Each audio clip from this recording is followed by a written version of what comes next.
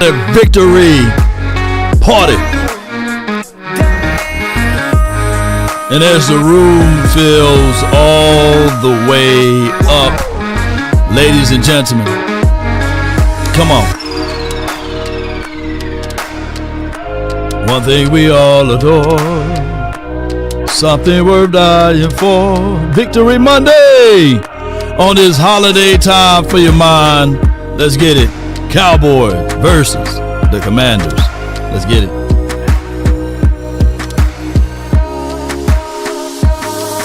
Yup.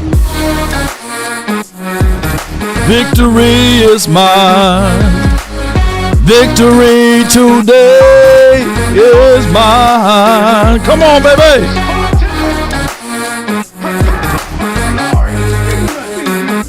What more do you want?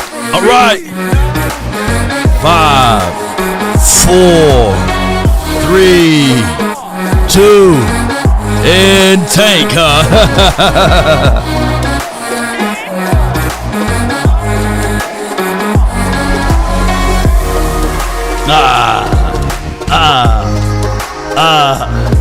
Come on.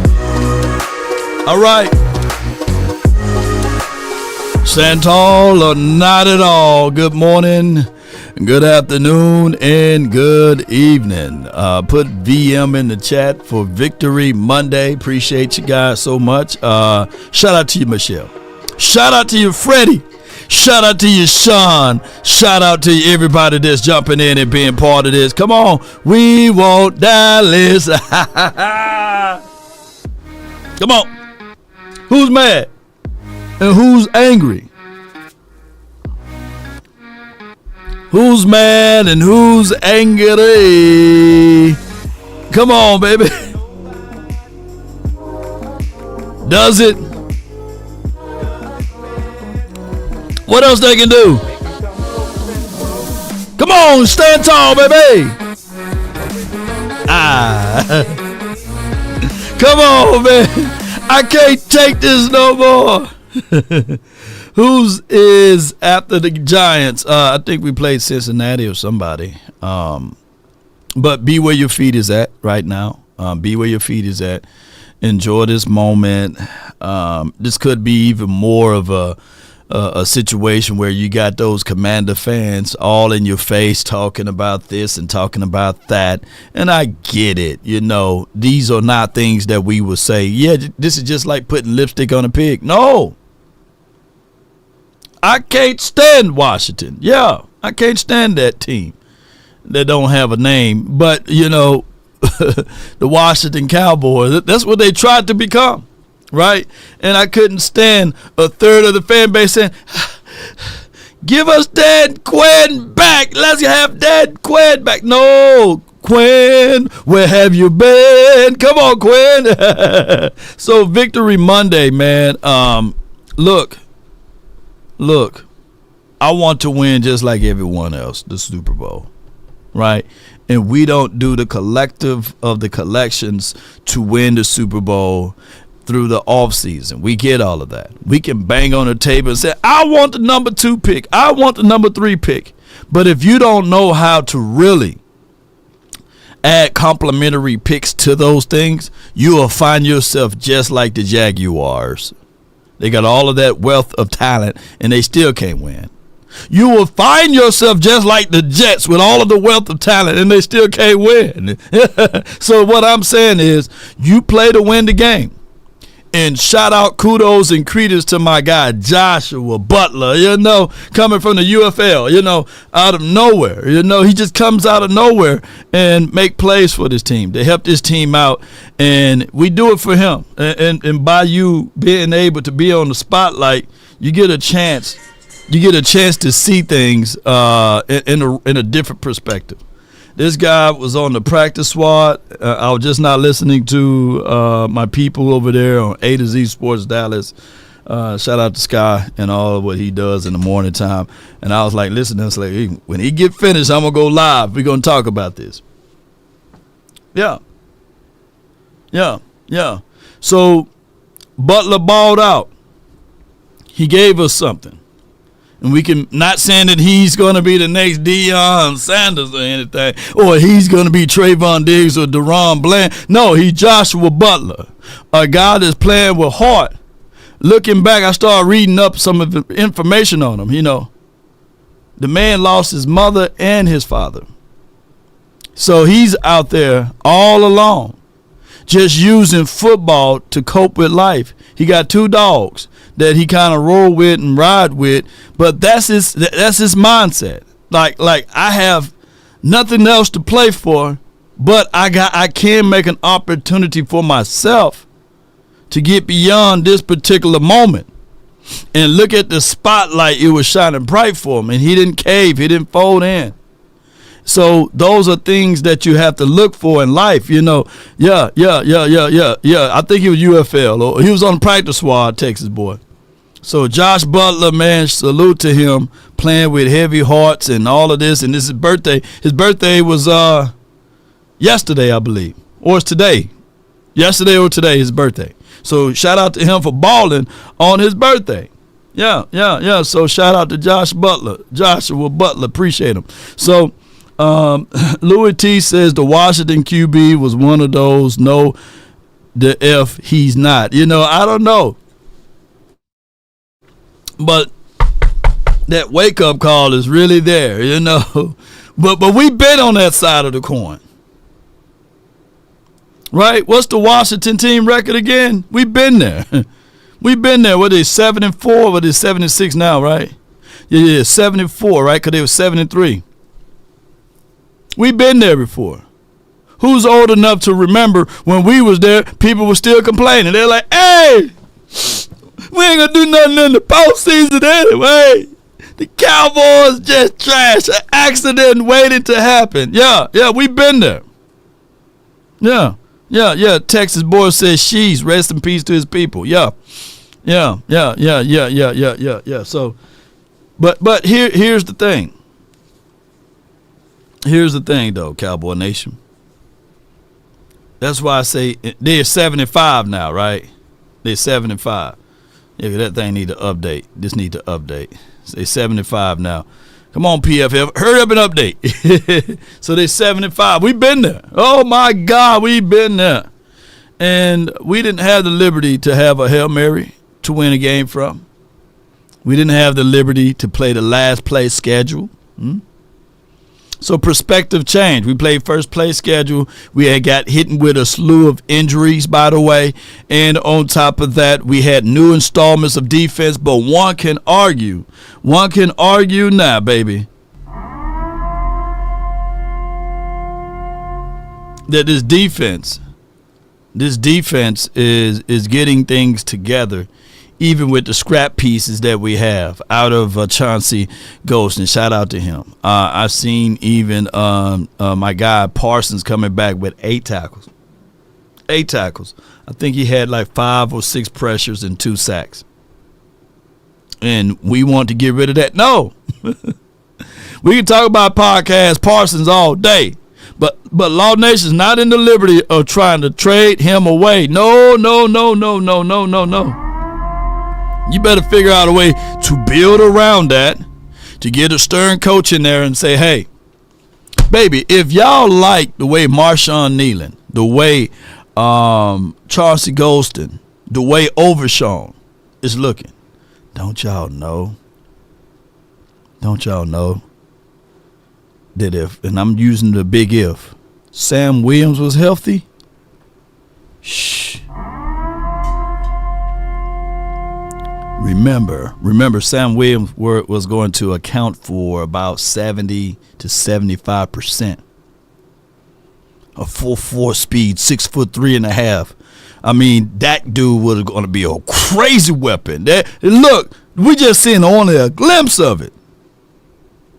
And just hear me out. I know for sure, and Jordan Lewis played well too, Sean.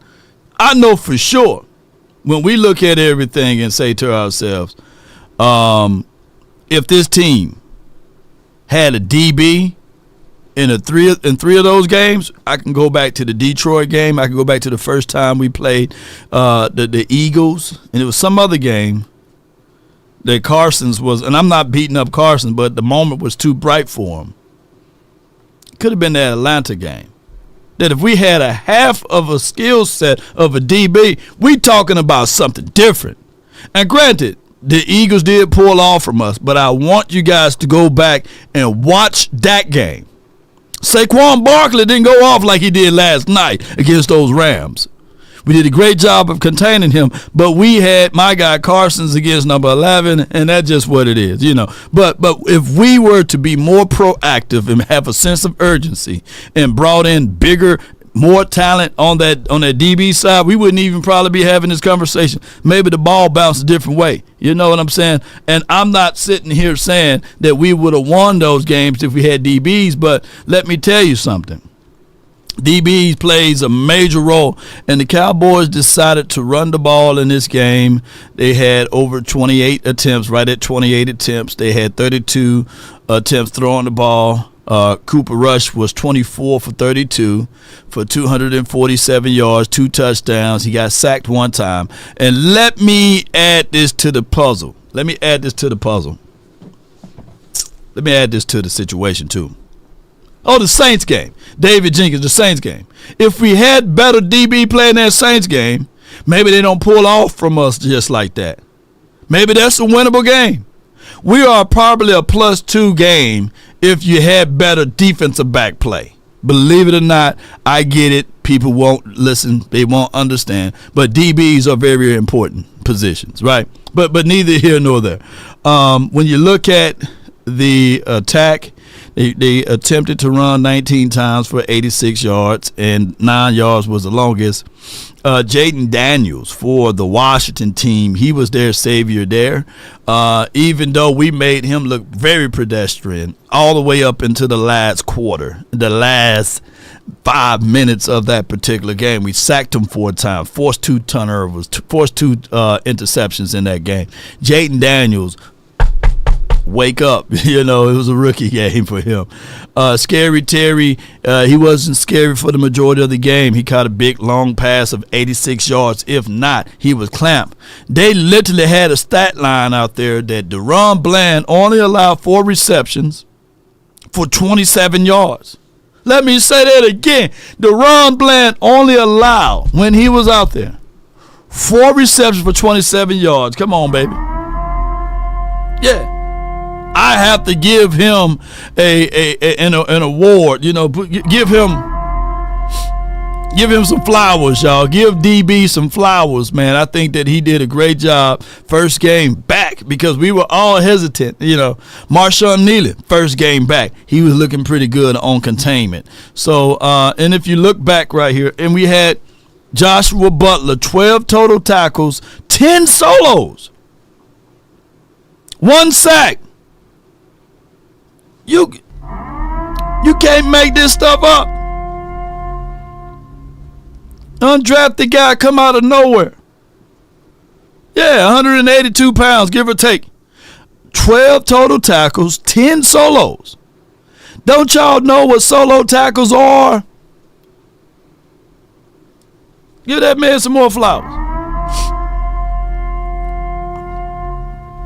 Shout out, and this is not an indictment on my guy Trayvon Diggs, but Trayvon Diggs would never,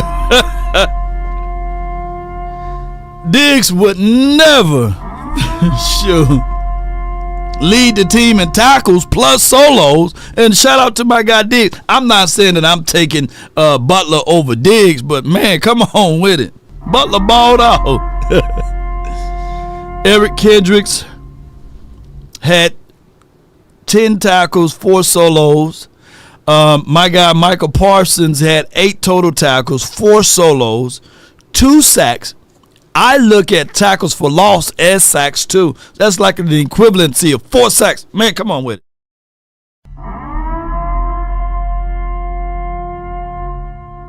Come on with it, baby. All right, so with that being said, let's tune around to here right quick, baby. Let me see what we got here. Sometimes, man, Cowboy fans, you sometimes you do deserve a little bit of what you get. I'm sorry. Like, you want Jerry and Steven to have any reason to keep the status quo? Do you?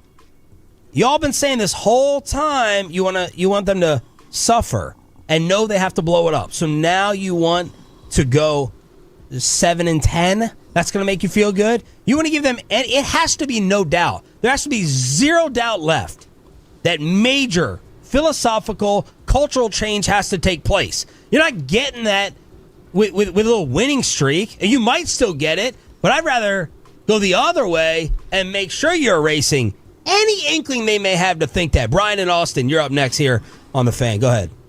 Before Brian and Austin goes into details here, like I said,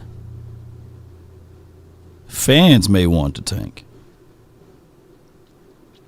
Fans may want to say we want to bring in the next guy. But who's Joshua Butler? Who's Josh Butler? Should he put out bad tape? Dude making $300,000 a year. First time, consecutively starting, getting a situation where he can make generational money, right? Being able to get his tape out there and making plays. He's not trying to give up. The man's storyline is just as equivalent of a Dak Prescott of losing his mom, right? This man lost his mom and dad, right? He's trying to put everything on the line and say, I'm not finna use any of those things or those reasons not to give my best effort and put the best tape out there so that I can make a name for myself and for my legacy and for beyond whatever may go down the stretch, Overshown shouldn't be sitting here saying, let me undershow. No, because we want to be able to get a better draft pick. No, Overshown going to overly show himself, right? Pause if necessary. Parsons got to talk about it on the podcast. He can't go out there and just give half of an effort. Nah, he going to go out there and be the Parsons that he is. So there shouldn't be any give up in these particular moments. Right? So let's go. Let's listen to the rest of it. Yeah. Well, I guess you're going to go off on me, too, because I'd rather win every week as much as possible than be sitting here pissed off that we lost. Now, there's a lot of things that I don't like that from Jerry to the coaching staff, the positions that they have some players playing, like Guyton. Guyton played over 1,000 snaps at right tackle in college, and they moved him to the left. But really, I blame everything on the players because they do not understand that they're playing for the Cowboys for some reason. I don't know where. Brian, let me ask you a question real quick. Would you rather go 8-9 or 3-14? I'd rather go 8-9. Okay, thank you. Yeah. Anyone who answers 8-9. You got to get your team building card revoked. Don't say anything else about Jerry and Stephen Jones building. Wait. Oh, no.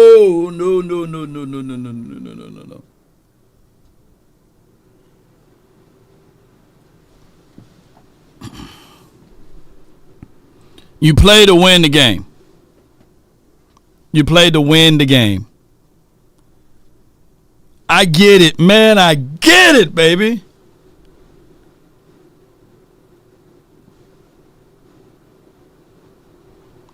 But trying to get that number 1, number 2 overall draft pick ain't going to save you. What save you is what you do in free agency. See, people fail to realize, man, and I'm all with the jokes with tank, but in actuality, you want to win the game. You play to win the game, y'all. And at the same time, like I said, the Browns consistently pick in the top 5. The Jets pick in the top 5. Every other year, you see the Jets name up there. Carolina, for the last 4 or 5 years, Carolina be picking in the top 5. The Jaguars always play to pick in the top 5. And what do that brings you? Nothing. Now, I'm all in favor of moving on from the coaches and all of this stuff and trying to get this team better in those particular lights. But when you're talking about supplements, that is exactly what it is. Draft is a supplement. It's a pill. The hard work is what your coaches develop you with. On top of that is also what you do in the free agency, and you add everything in. It's a balance meal. But when you lean too heavy only on the draft, you ain't going to win. If you lean too heavy only on free agency, you ain't going to win. You got to have a balanced meal is what I'm saying. Parsons wasn't number 1 overall pick. Lamb wasn't the number 1 overall pick. If we can go all the way back to Emmitt Smith, he wasn't the first overall pick for us. Now, we can argue Troy Aikman thing. I get all of that. Dez Bryant, he wasn't the first pick for us. He was the first pick, but he wasn't a number 1 overall. You can't get all ones. You can't get all top 5 because if you do, that's a Mo Claiborne right there in the mix. Think about it. We passed up Luke Kuechly, and I know drafting this could be 50-50. You know how it is. But we passed up Luke Kuechly and Stephon Gilmore to move up to get a Mo Claiborne. A Mo Claiborne. What number, can y'all help me out? What number was he drafted overall? There's people really right now to this day still crying over Ezekiel Elliott, saying that we shouldn't have drafted Zeke. How many rings do we have with Zeke? He was number 1. What pick was Zeke was?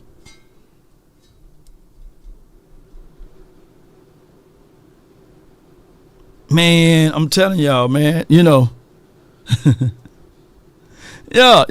So it goes to tell you just play to win the games, man. Yeah, there's some opportunities for you to draft for Taco Charlton. But if they did their homework, we could have had TJ. Was TJ Watt a first-round draft pick? I mean, was he a first top 10 draft pick? My bad. Was he number 10? Was he number 5? No. What number was TJ Watt?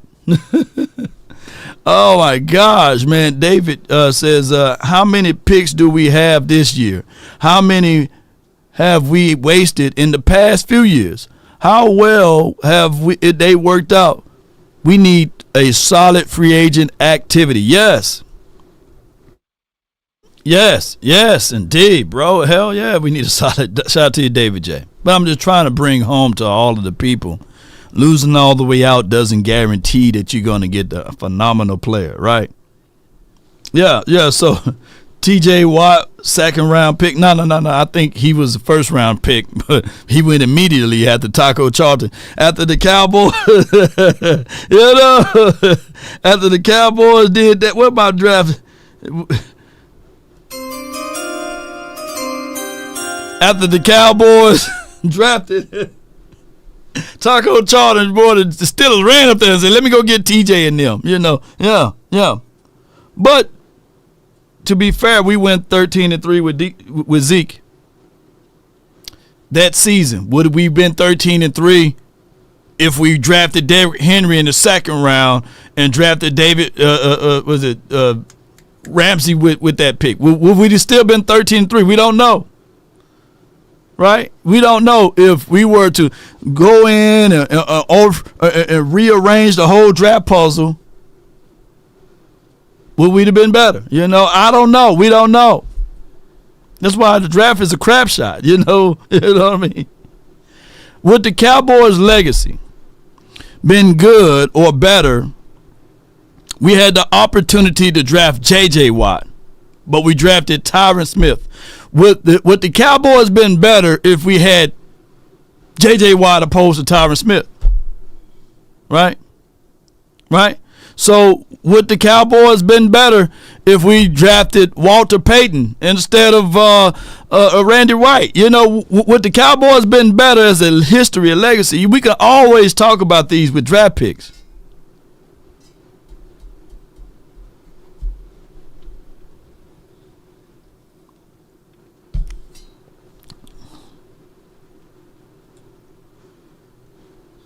answers 8 and 9, you got to get your team building card revoked. Don't say anything else about Jerry and Stephen Jones building.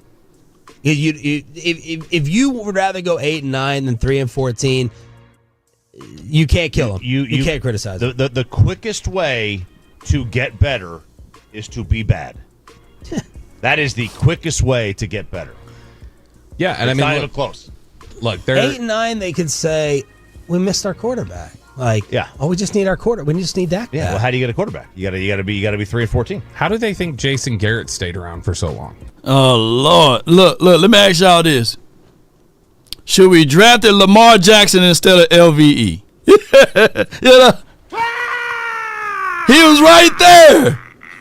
Could we draft Lamar Jackson instead of what number was Lamar Jackson was in that draft? Come on, y'all see where I'm getting at? You know, could we the tank for Lamar Jackson? Would Lamar Jackson been the savior here instead of drafting Leighton Vander Esch? We can play this game all day. Yeah.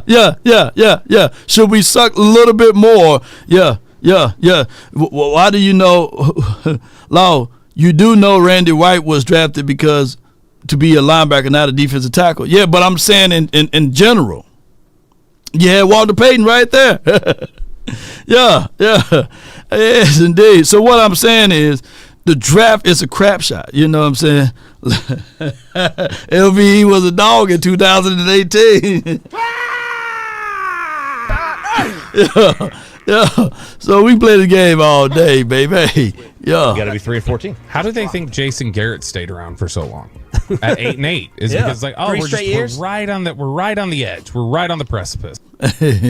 But them boys right there. I'm just saying though, and we're making a little light of it. Just be happy that we don't have to worry about the Washington team all in our faces. You know. On top of that, the Washington team been drafting early for a long time. And what have that gotten them? You know, yes, we can argue now that they're in second place, but we are already calling them frauds, you know. For them to lose to a team, we haven't been updated yet, but we are the 30th overall team, 30th in offense, 31st in defense, tied for third on special teams. So, I mean, at the end of the day, you play to win these games. And if I can rip hope and I can put a little doubt into Washington heart, now that they thinking back at it and they sitting here like, damn, these boys them beat us. They own us, man. And on top of that, that just takes away from anything and everything that they try to pump up over there. And it's all brought to you by my guy, Cavante Turpin. Let's talk about him right quick. Yeah, let's get this going. After Washington cut the lead to 20-17 with 3 minutes to go, Cavante Turpin was fielding this Austin Seibert kick when he muffed the kick and the ball went through his legs. And Washington has two men right in front of him. And he does whoop, whoop. He did just a little whoop, whoop. And then he went 99 yards. 99 yards, nobody touched him. Yeah. But look at this man right here. Thomas right here, leading the charge. There my guy go. Cavante puts one nail in the coffin, except that Washington would score on a Daniels to McLaurin touchdown of 86 yards, cutting the lead to 27-26. And Dallas lines up for the announced onside kick.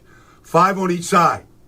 But there's that Thomas character. Yeah. Right there in the middle. And Washington tries for the middle onside kick. Yeah. Thomas picks it up off the second bounce. And whoop.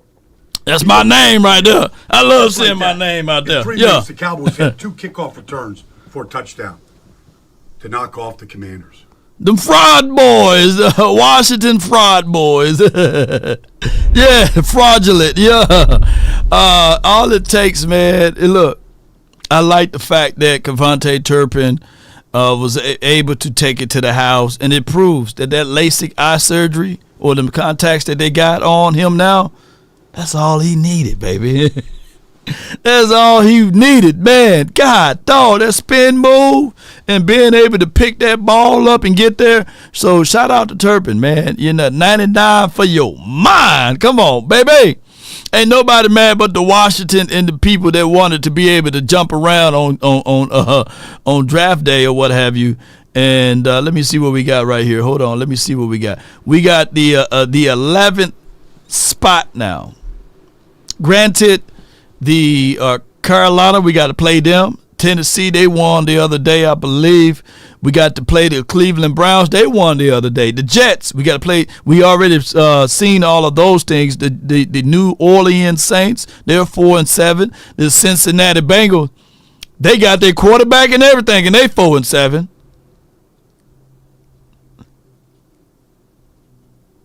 They ain't missing their starting quarterback. They 4-7.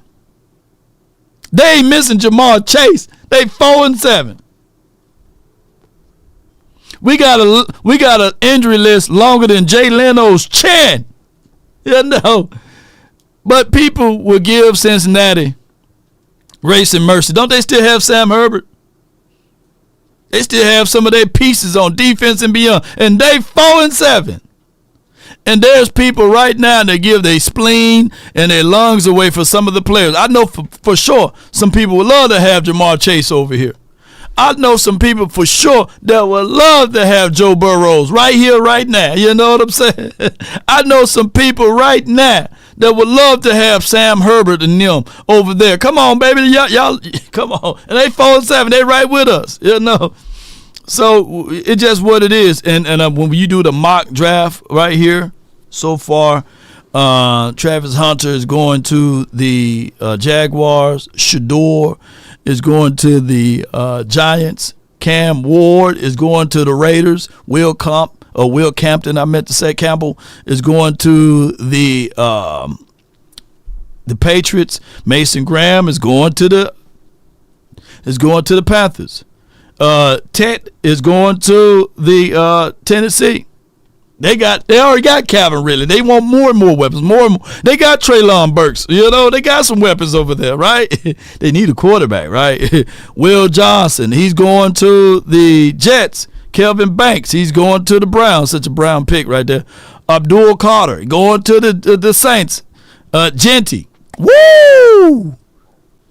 You put Genty with Joe Burrows, ooh, they better win the Super Bowl.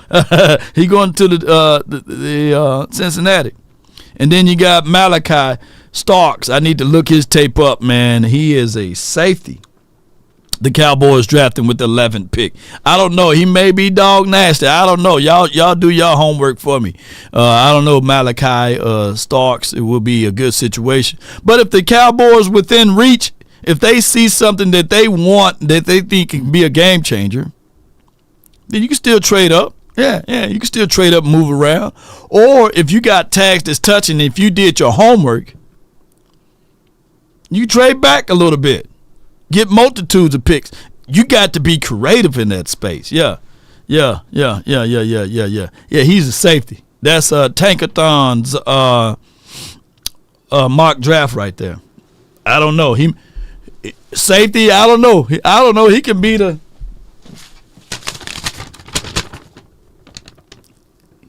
next Ed Reed. All I know, I don't know. You know, draft BPA. y'all look him up, man. Mallet. I'm gonna see if I can screenshot his name so y'all can look him up. You know, yeah. I don't know. He's 6'1", 205. You know, maybe look him up. I don't know. He may be everything. That's his name right there. Look him up. Look up his highlights and stuff. Stan Frank says, Mr. Law, check your email. Definitely will. Appreciate you. Thank you so much. Stocks plays for Georgia, sir. Law, and I don't watch a lot of college like that. So is he like that? Is he like that? You know, we talking about getting rid of Malik Hooker. We already know Dono's is the last year of his contract. I don't know. But if you fall in line with the BPA, the best player available, if he's somehow a safety, and if he's the best player available, and you got tags that's touching, right, and you still want to interior play this thing up, and you still want X, Y, and Z's, then you're going to have to get creative in your spot, in your space, and trade back, you know. That's how you do that. He's one of those hybrid safety corners, Law. Yeah, I'm gonna look him up since they got him up there. Children of the corn. Let's go and talk about this right here. We'll open up the phone lines as well, but let's talk about this one right quick. Appreciate everybody for tuning in. There's another film by my guy Brian Baldinger. Let's look at this. I did a little breakdown on Micah Parsons But yesterday was a good day because they had an answer right here for this read option. All right? Micah was taking the dive all the way. They had somebody on the pitch. Down goes Robinson. All right, now you look at this right here, and he played from everywhere. Like, can you give him any more attention? Eckler, Wiley, the guard, Odigizua gets through and gets a hit. Nice. All right, now we get this. Right. Here we go. Lined up everywhere. Like, here he is, just beating the guard. And the chase was on. Jaden Daniels gets away from just about everybody, but not the hungry lion. Not when he's got to eat. He throws that ball. I think the security guard caught that one-handed. But then you get this right here. Because Lions got to eat. They say like 50 pounds a day they got to eat. Down goes Jaden Daniels. Not just down, but he goes backwards. Like, that's a good finish right. Let me say this, too. Jaden Daniels better thank God Almighty that he got some wheels that he can run away. I heard Tommy DeVito, he got little wheels to him, too. But this could be one of those 5 and 7 sacks games if he can't get out. And the way I'm seeing that Bland is covering on the backside and Wanye being able to go cover every blade of grass because he's a 4.3, 4.4 guy as well. Josh Butler, I think he runs a sub 4.40. This could be a situation, flat out situation, whereas this defense has finally arrived. Now, granted, I know it's against the Washington team and they the 9th overall offense, but this could be a situation, ladies and gentlemen, that now that your guys are healthier, and let's give a round of applause to Osa and Marshawn Nealon as well as 99 Reasons. Right there. All right? He lined up everywhere. Like, this is longtime teammate, Tyler Biadasz right here. He knows how to handle him. You just grab him. Look at that That's hole. all you could do in practice. Grab him and just take him down any way that you can. All right, no calls. That's all right, though, because that ain't all right. he's going to get his. Yeah. Like, you watch the speed in the option game here. Pistol formation, okay, here it comes. Bam. Watch him just flatten Jaden Daniels to the sideline. Not many get a chance to do that. But then you get this opportunity as well. Yeah. Like, not one tight end, not two tight ends. You got 3 tight ends on him right here. Yeah. Gets sitting out of the way, and down goes Eckler. Yeah. He was hungry, real hungry. Lions got to eat. 20-9, fourth quarter, right here. The Get him slide's hand. coming. He knows it. Dips and rips. He actually gets that ball for a second out of Jaden Daniels' hands. Almost. Lions got to eat, man. They eat a lot. 50 pounds of meat a day. Micah was getting after it. Cowboys made the big plays. Rivalry game. Cowboys take a bow. Take a bow, Micah. You got that one. Bow? No doubt. Cowboys, and we can go down this list and talk about this and that, but at the end of the day, what I'm trying to do is build around that. I know I got somebody out of Overshawn. We already know what Parsons brings to the table. I'm flat out trying to add more pieces to that. Bland, oh my God. He could have had a pick the other day. He could have, but getting to the flow of games. Still continue to build around that. Keep continuing to build. Yeah, my guy had a lot of penalties. Let me see what we had, team stats. So how many penalties we had.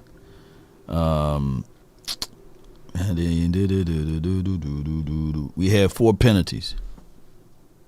Keep around 4 or 5 penalties a game, then that's a whole lot better. The Washington team had 8 penalties. What I always say, what I love for us to win with is TOP, time of possessions. That's 35 to their 24, right? Keep the time on your side. I think that when you have time on your side, even though they have more total yards than us, they are a very explosive team. You can't be explosive if you got the ball. Let me say this again. You can't be explosive if you got the ball, right? You can't allow them to be explosive. That's a better way to say it. If you got the ball. So that's what I would say for the Cowboys. Let's continue to figure out ways to improve that part of it. Let's get it.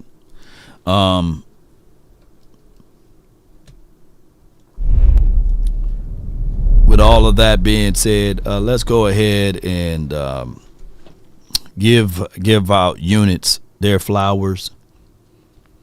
The offensive line unit, special team unit, and defensive tackle or defensive line unit. They all get flowers in this game. I appreciate them. But most importantly, the O-line. They generated enough space. They generated enough space for the quarterback to go through his progression, to make the necessary throw. I think that the Cowboys did a marvelous job in that light, being able to at least attempt to run the ball. And we've seen, whereas my guy Rico was getting around by 5 and 6 yards on a pop, which was very good because normally we don't see those type of things in the Cowboys world, and Rico was doing just that in that game. So salute, kudos, and credits to Rico, and he did his job. He averaged 4.5 yards per tote. 4.5 yards per tote. I'm looking at it right here. So what's 4.5 times 3? Can y'all let me know of that, right? Let's go ahead and get things going. I got this right here. These segues will be brought to you by, let's give it right here. It starts from the first phone call. Most of the time, you're going to talk to Gene Burkett, a 30-year partner. You're not going to talk to some employee that just got put on the phones that day. There are things that are so crucial, especially if it's a cataclysmic event, to have our experts get out and look at the vehicle, witness statements, photos, the whole thing. Call Frenkel first. Chosen by the people, feared by the insurance companies. Call Frenkel first. Indeed. That's 817 or 214, and all of the threes you can dial. It's all about grit. It's all about this right here, getting things done. And when you're talking about the grit action, well, you want lawyers to go head to head with these insurance companies that's trying to take advantage of you, right? So that grit, that grind action is brought to you by Frenkel and Frenkel Personal Injury Lawyers. My hotline is 657-390-7391. Let's continue to grind to shine, baby. The inside, call my phone, hit my line from the 214. You live, baby. What's going on with the Law Nation? It's your boy Flying Above the Rest. What's good with you? Flying above, man. What's good, man? With you, man. What you got? What you got for me? Man, say, where do I start? Number one, hell of a game yesterday. Right. Was not easy, but we got it done. But I got to address Cowboy Nation, my family. Cowboy Nation is my extended family, you know what I'm saying? So, family, we got to understand. A true winning mentality is not what one of our three fan is talking about. Ain't no way in hell, me as a competitor, I'm going to ever step on the field expecting or try to lose. Right. You fight for everything you got because the next snap is not promised to you. Mm-hmm. So why would these players go out there and half-ass it or not give it all they got, knowing that the next play is not promised to them? We all seen what happened to Ryan Shazier. Right. The next play promised to nobody. So you go out there, you give it all you got every single play, every snap. And another thing, like you already pointed out, who's to say that our front office with the number one of our pick will pick the right player anyway. Right. Or I know how to use them. Yeah. Yeah. So with that being said, you take what you got and you go out there and you give it all you got, man, because any given Sunday, any team can be beat. Anybody can get hot, man. Cowboys say, listen, it's not the way we wanted to go this season. I did not see it going like this season, but hey, we are where we are right now. Let's keep fighting. Let's keep battling. We got to stick in together. True Cowboy fans, we got to continue to rally behind our team. They need our support. They guys need our support. Those of y'all that's wishy-washy, man, jump off. Jump off. Come back. Mm-hmm. Jump off, man, because I'm a ride or die with my Cowboys. Come on with it, man. I was born March 5th, 1996, man. I've never seen a Super Bowl, and I'm still gonna ride it out with my Cowboys. There you go, bro. Appreciate you for calling in, man. Great call from you, man, from the 214, man. Flying above the rest. Hear me out. The 49ers thought that they were a quarterback away, and they still are, probably. The quarterback that they pushed everything into the middle of the table for is on this team. You see, the draft, everybody was popping champagne bottles and saying, they got the next Pat Mahomes. They got the next guy that's going to be a phenom now. He got a strong arm. He can run. Oh, my gosh, man. He works out with Pat Mahomes people during the offseason and beyond. And he is here. How many draft picks did they give up to move to get Trey Lance? How many? And JD from DC, appreciate you. Will Frenkel assist me in suing the Cowboys for emotional distress? Now, I don't know, if you were driving the car or something like that. Emotional, damn it. JD from DC. I don't know. Well, you can speak to their team of experts, man. Call 817 or 214 and all of the threes and lay out what's going on. Maybe there could be a case there. There could be. I'm not the expert. I'm just a channel. I can channel you there, But yeah, you might have a case though, especially if you work in the capacity of the Cowboys and beyond. Ratio says salute Law with the $5 super chat. Appreciate you, man. Yeah, okay. Ice Cold got the answer. He said they gave up 3 first-round draft picks.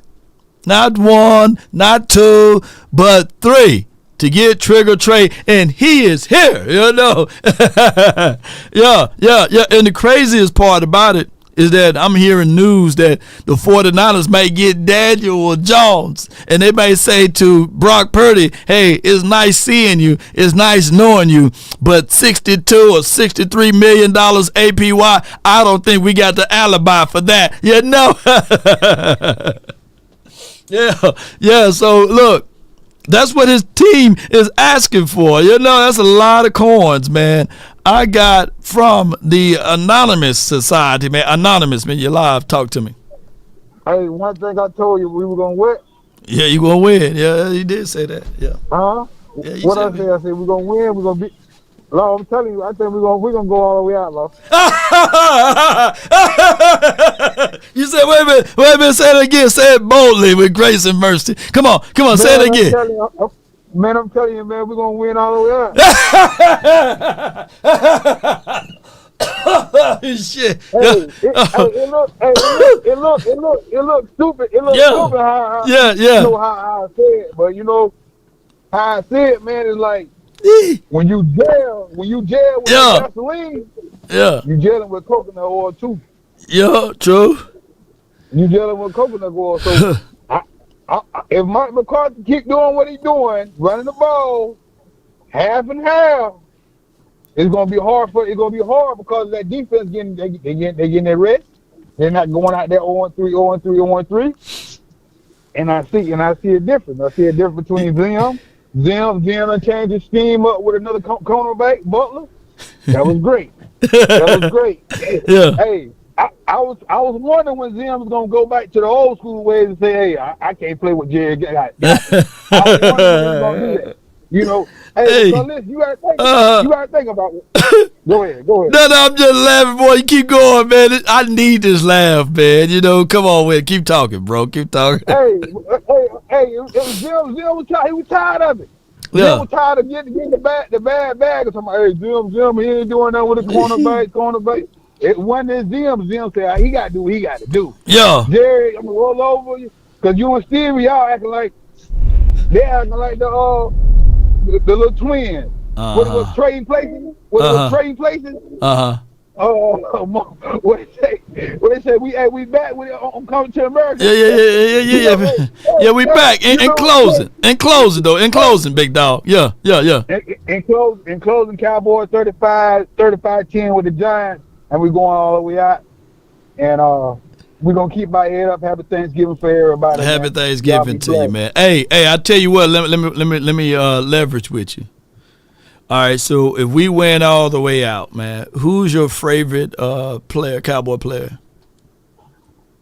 My favorite Cowboy player of all time, the quarterback, Troy Aikman. Time? Yeah, Troy Aikman. So you want me to give you a Troy Aikman jersey, right? What's your size, bro? If this happens, I'm a double X. They're gonna be hard to find a double X around here. Stitch Troy Aikman jersey, but I'm gonna look for it. Hey, listen to me. I take an extra large, man, and I put it up and I put it in frame, man, and keep it because that was long game. You heard me? Hell yeah, man! I'm gonna remember this call. Everybody in the chat gonna remember that you said on this day, November the 25th, 2024. That the Cowboys gonna win all the way out, and we go into the promised land. Come on, baby. Appreciate you, man. Listen, I try to send you a message, man, but I don't have an email, so I want to get to you on the phone one time, one-on-one. But whenever you get a chance, hey, we'll wrap it up one day. No doubt, man. Come on with it, man.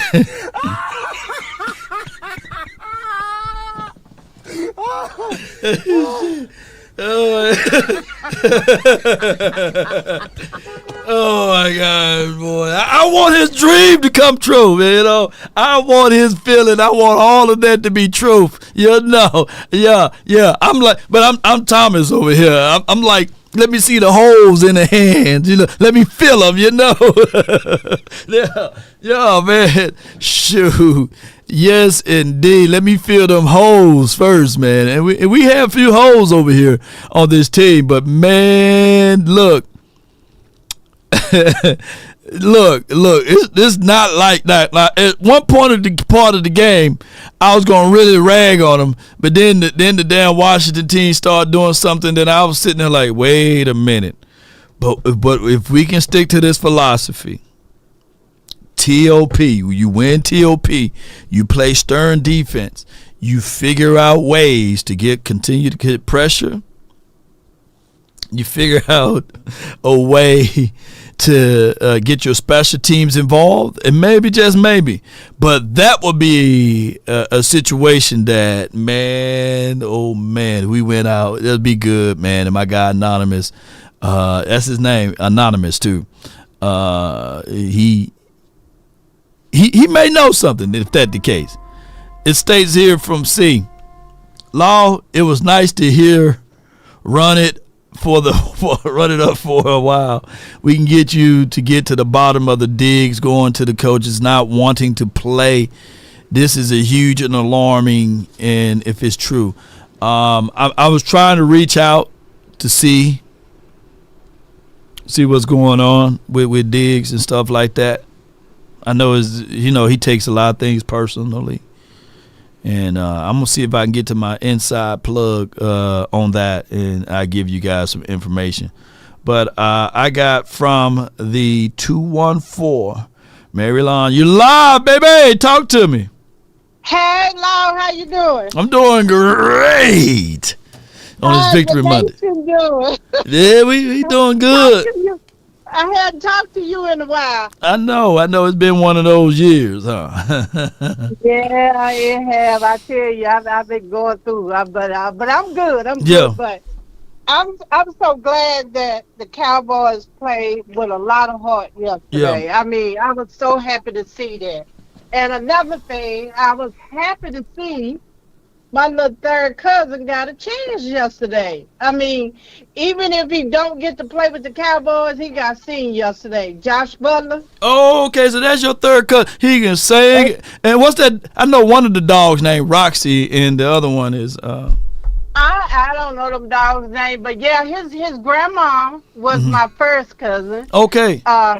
He lost her. She passed away. Then his dad, Steven, he passed away of a heart attack. And then my second cousin, his mom, she passed away of cancer. So he done had it pretty hard, but he's hanging in there, and he did a great job yesterday. So I was so happy to see that and to see how good the Cowboys played yesterday. They played with a lot of heart yesterday. I was proud of them. Yeah. He said that he used singing and these sort of things to escape from that. He got the two dogs or what have you. They kind of like his his personal protector. His service. He called them service dogs. But he was. Service dog. He was looking for a venue to sing at, right? And I had one of my people on the team to reach out to him because we got a venue for him to sing at. So since he your people and them, let them know that Law Nation said that we got the venue where he can be able to set up and sing at, and get things going. But because I like stories like that because he continued to move forward and he pressing forward and he played pretty well too, He did. He played pretty good yesterday. I was so proud of him. Yeah. But I was just calling in, hadn't talked to y'all in a while, and I was sending a shout out to my little third cousin. Yep. That's dope. Yeah. That's dope. And I pray that, holiday times is good, but it also is a reminder, it's kind of rough and difficult when your loved ones ain't there, man, to get that, the good food and all of that good stuff. So he got a lot of support system. I appreciate that. Got a big family. I mean, a huge family. Yeah. Well, knowing your energy, I know you're gonna take good care of them. Cause you got that great energy. I always love when I get a chance to meet you and talking. It's just always good. It's always good. I love that. All right. It was good talking to you, Law, and Cowboys. Yeah, hang in there. No. I can't let you go without saying it now. Come on now, let me hear you say it. How about them Cowboys? She said it so loud.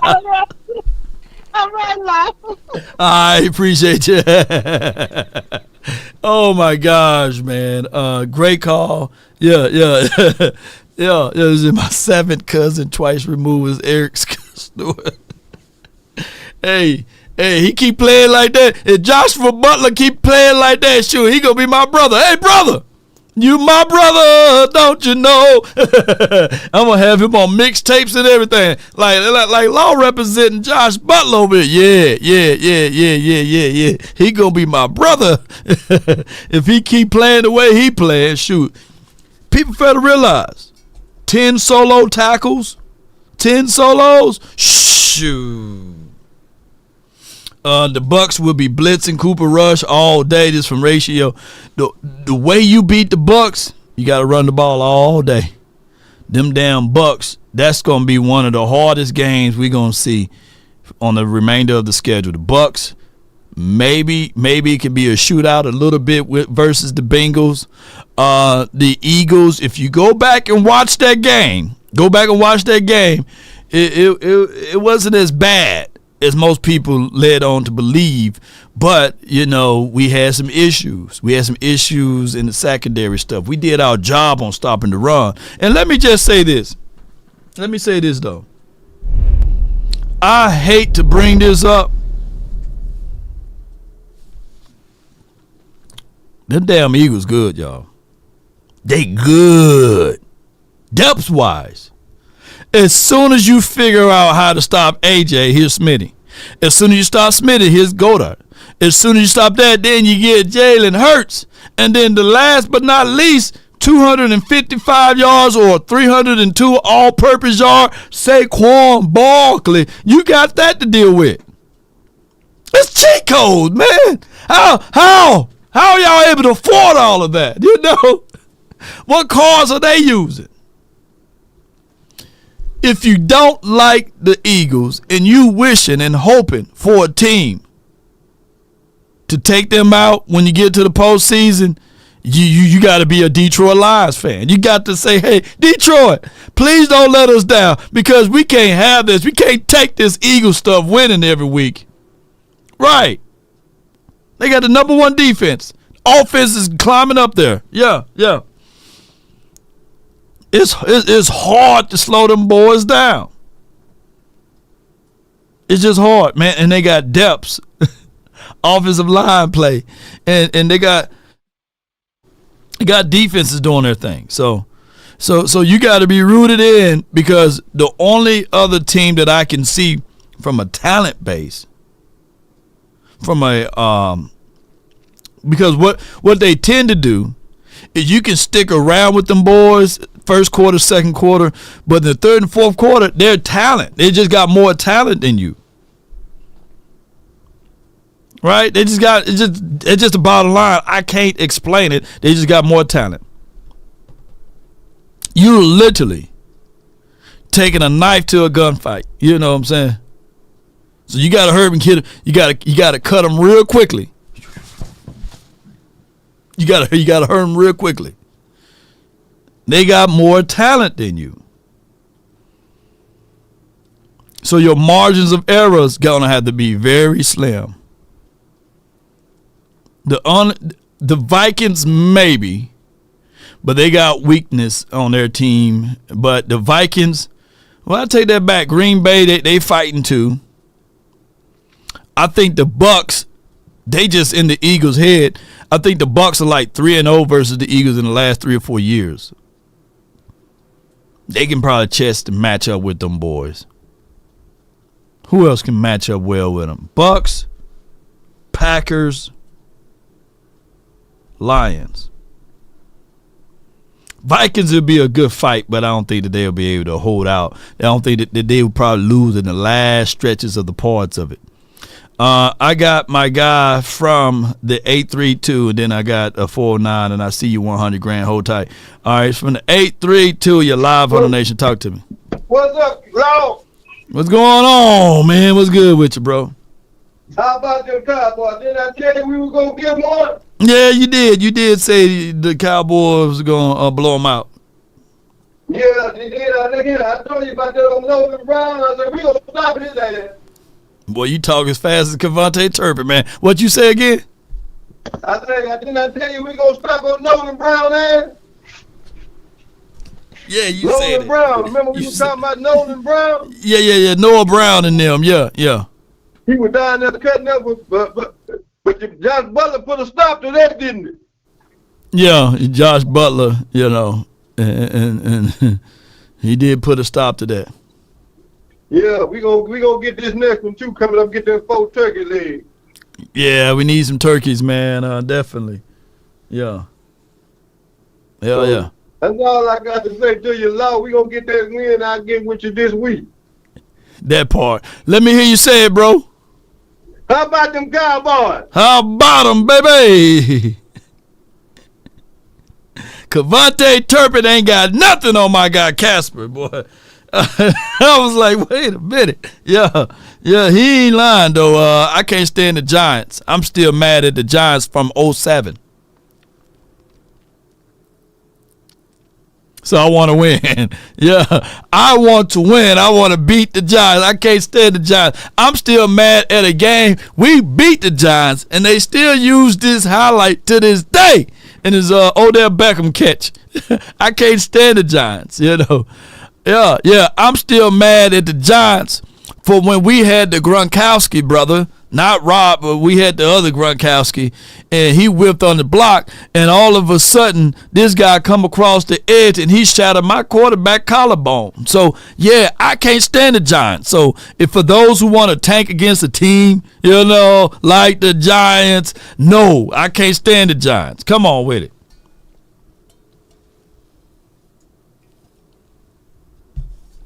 Let's go. So, I wanted to win and beat the Giants, and whenever I see them, you know, these rivalry games, man, you know, because everybody's a rivalry game versus the Cowboys, you know, just be real with it. But I want to beat the Giants. I got D Shift from the 409. What's on your mind? Hey, what's going on, Law? Hey, all is well. Hey, man, that was a pretty strange game when you look back at it, but I mean, it kind of messed up Team Tank for sure. Yeah. But I mean, realistically, man, you had a caller just now talking about winning out. I mean, if you add a couple more pieces back, you know, it's not totally improbable just because the teams you have ahead. And I know with the Eagles, man, you look at Saquon and the type of numbers he's putting up. I mean, I think by week 17, are you playing Saquon? You know, I mean, Yeah, and then you gotta do load management on that kid. I'm not saying that you wishing for any injury, by the way, but and they're one game behind Detroit, right? So if you kind of end up in a situation where the Eagles are like, all right, well, we're gonna be the second seed regardless. If the Eagles smart, they would want home field advantage throughout the playoffs. If the Eagles smart, because they got to hope that the Lions lose, right? And wait a minute, what the Lions record is? 10-1, and so in the West and South, the number one teams in those divisions are both 6-5 respectively. Yeah. So the Lions and the Eagles are pretty much the cream of the crop, Right. As far as records are concerned right now. So if you're in a position where week 17, you look at the Eagles like, do you risk it? Do you play it? Do you keep them fresh? You don't want to go in the playoffs rusty type stuff, or will they still be in contention with the Lions to get that number one seed in home field? So, I mean, it's fun to talk about because I ain't nothing else to talk about, right? I mean, right. Realistically, even if you went out and you go to the playoffs, this team still well. Let's look at this from another perspective, okay? I'm looking at it. Down the NFC South and the West, they very competitive. They fighting for whatever they can get because the West, they 6-5, Cards 6-5. And 49ers at the bottom of their division. Then the South, Atlanta 6-5, who beat the Eagles, by the way. Tampa Bay is 5-6, who I believe they beat the Eagles, if I'm not mistaken. Or if they have to play them, they very confident. Yeah, they are.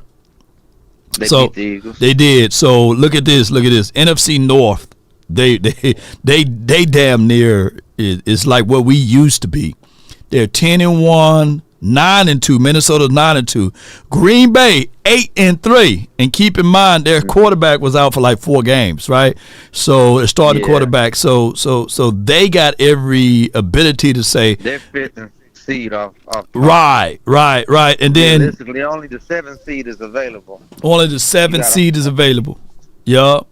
So the Eagles 9-2.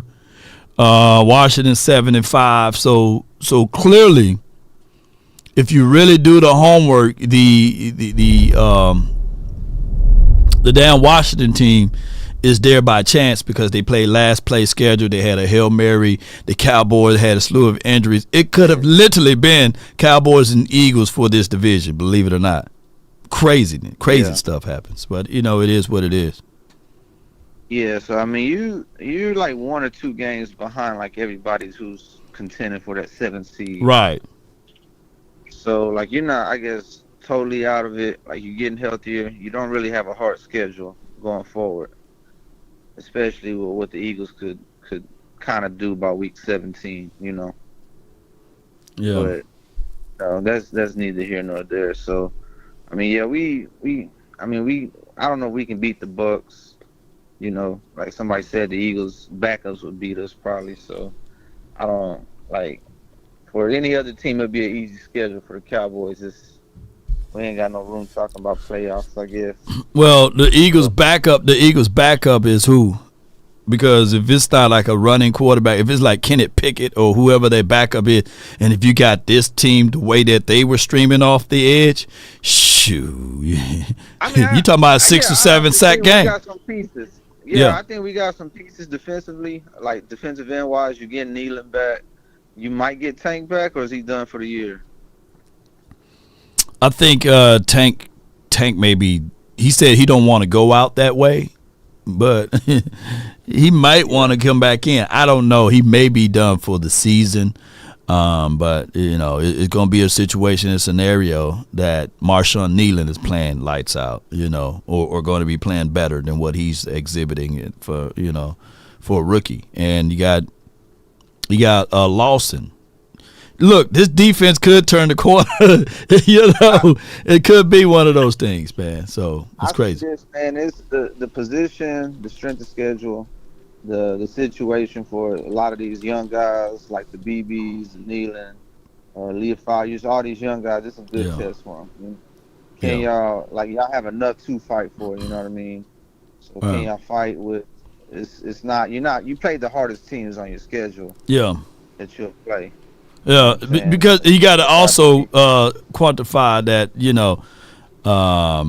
regardless of it, strength of schedule and then common opponents. When you play your division, they made it this way. They made it whereas you got to play your divisional guys at the end so that people won't do the little tanking thing all the way. But I don't like it this way. I would rather for them to spread and sprinkle the damn division games throughout the season. But now the problem is now you're bottlenecking. We know the tendencies of the Eagles now. We played them. So when you play them again, it could be a tighter game. We know the tendencies of the Giants. We know the tendencies of the Washington team. So you can literally probably win out all of your rest of your division games. And that could cause a crazy wrinkle. Not saying that we want this to happen, Cowboy Nation, because of draft picks, but 9 times out of 10, this very much so could happen. Yeah, that's not out the realm. Yeah. But, like, this team gonna, get a field goal blocked or punts blocked and stuff like that. So, yeah. No doubt. All right, bro. All right, bro. Appreciate you calling in, man. Good call from him. Yeah. So, I'm not saying that, we're going to win out. I'm not saying that. I'm not saying that the Cowboys can win out, go to the postseason, win the Super Bowl. No, come on, stop it, But what I'm saying is that we know for sure we've been hit with injuries. And it's not even football weather yet, right? Way the football gods operate and work, 9 times out of 10, you can talk about what they was talking about earlier, peaking too soon. Now, Philadelphia Eagles, I'm old enough to remember that you guys were 8-1 last year or 9-2. Y'all was in the same predicament that y'all was in at this time last year, basically. But I would tell you guys that you guys are more prepared this season opposed to last season, in this particular moment. And if you think I'm lying, let Montisha talk about it. We're looking great. Go Birds. Let's go Birds. ELGS,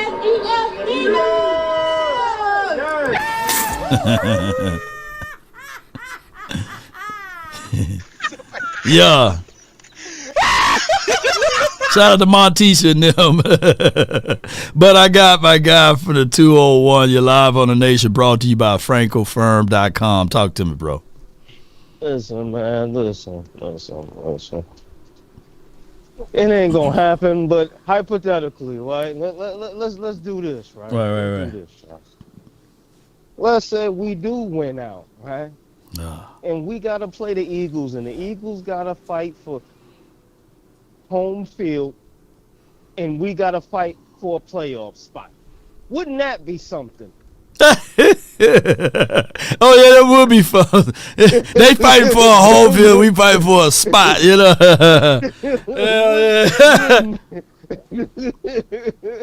Wouldn't that be something? Oh my God! Wouldn't that be a turn of events? Because I'm gonna tell you something about the Washington team. They've been frauds. They're frauds. Yeah. Kickoff block.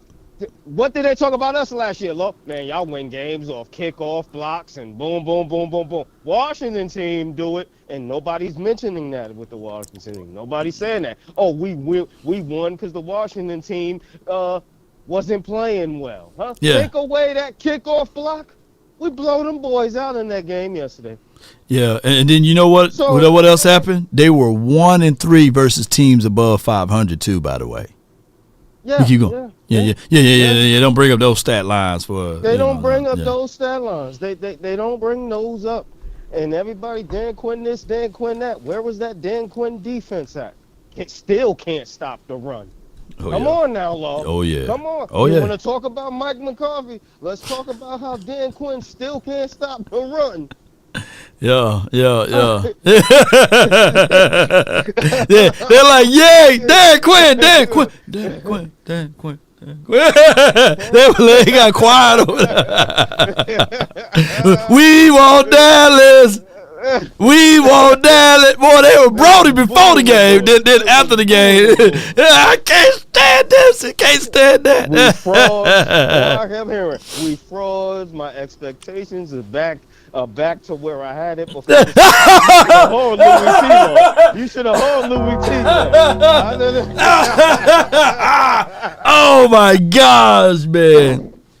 Oh my gosh, man. They are like, they don't even need to go to the playoffs, Law. We beat them down so bad. This is the Washington team that they've always been. Yeah. Man, we won't Dallas. And check this out. What if their losing streak continues, Law? Yeah.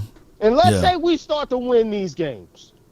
It ain't gonna happen. But let's say we start to win these games and Washington start to lose. And we take the second spot. Now, we don't even need to fight for a playoff spot because we assuming that Washington gonna turn it around and win. They on a 3-game losing streak. They scared, yeah. They on a 3-game losing streak. Who they play next? Y'all look that up, man. Oh my God. Who they play next? Don't be surprised if the skid continues. Yeah. That foreskin, man, can be peeled all the way back and keep going. Pause. Now, allegedly, their offensive coordinator, Jones, was looking at him as like an audition. We gonna, pull him in for an interview. I don't think that's happening now. Nah. That's not happening now, based on. That's what I heard before the game. But you know what would be good for me though, bro? Even if it all goes to hell, right? And if the Eagles go to the postseason, the playoffs, I want this to happen. I want us to call Kelly Moore for an interview. I do too. Yeah, I want all that. Yeah, I'm gonna distract them, boy. Yeah, come on, just call them up. All right, so here are the next games for the Eagles, right? They got Baltimore. That's a good little chess match game for them. Carolina, that's a trap game. I don't care how you put it. You saw how they just played the damn Chiefs, for crying out loud. Then they got Pittsburgh. The Chiefs been falling apart though. The Chiefs defense yeah. The Chiefs defense is bad. Oh, you say they peaked too soon? Defensive wise, yeah. But here are the next game. They got. Thank you, I appreciate it. Okay. See, even the guy on the street was with me. He's like, "Yo, the Chiefs defense is hard." Oh wow! Yeah, damn, boy! Wait a minute, you got me on speakerphone. hey, making so much good points, man, on the sidewalk saying, "Hey!" Oh my gosh. Let me get in on this. Man. Boy, everybody taking a turn. Jeez. Yes, indeed. So I ain't really see, and here's the thing that pisses me off. Yeah. The Eagles come out and say, Nick Sirianni come out and say, even the quarterback come out and say, you only as great as the people you have around you. Why can't the Cowboys have that philosophy?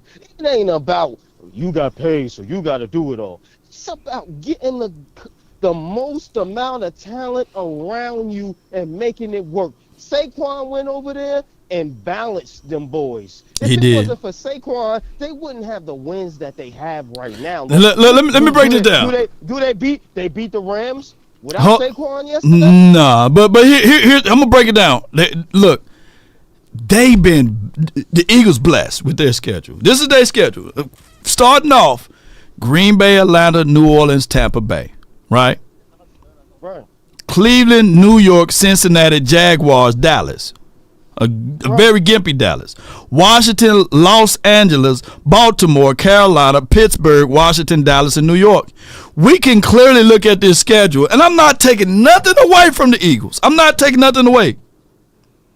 But technically, hindsight 2020, Tampa Bay and damn Baltimore are the two strongest teams that they played all this year. outside of Atlanta, which they lost to. Even with that schedule, take out Saquon and put Gainwell there. Do they have the record they have now? I'm saying no. Yeah. No. Saquon is the straw to that drink, Lord. Shoot, you ain't lying. You can shoot that. Even they said it, even when they got on that losing streak, they said it on the podcast last night. Everybody went to Sirianni and said, when we go back to our identity, running the ball with Saquon. Barkley, yeah. Even AJ Brown said Saquon comes in here and he's taking away all the opportunity for us. But guess what? I don't care. Let me level this. Let me level this right quick, because you got a few Eagle guys in here saying stop it. And I'm awake. Come on, bro. You my boy.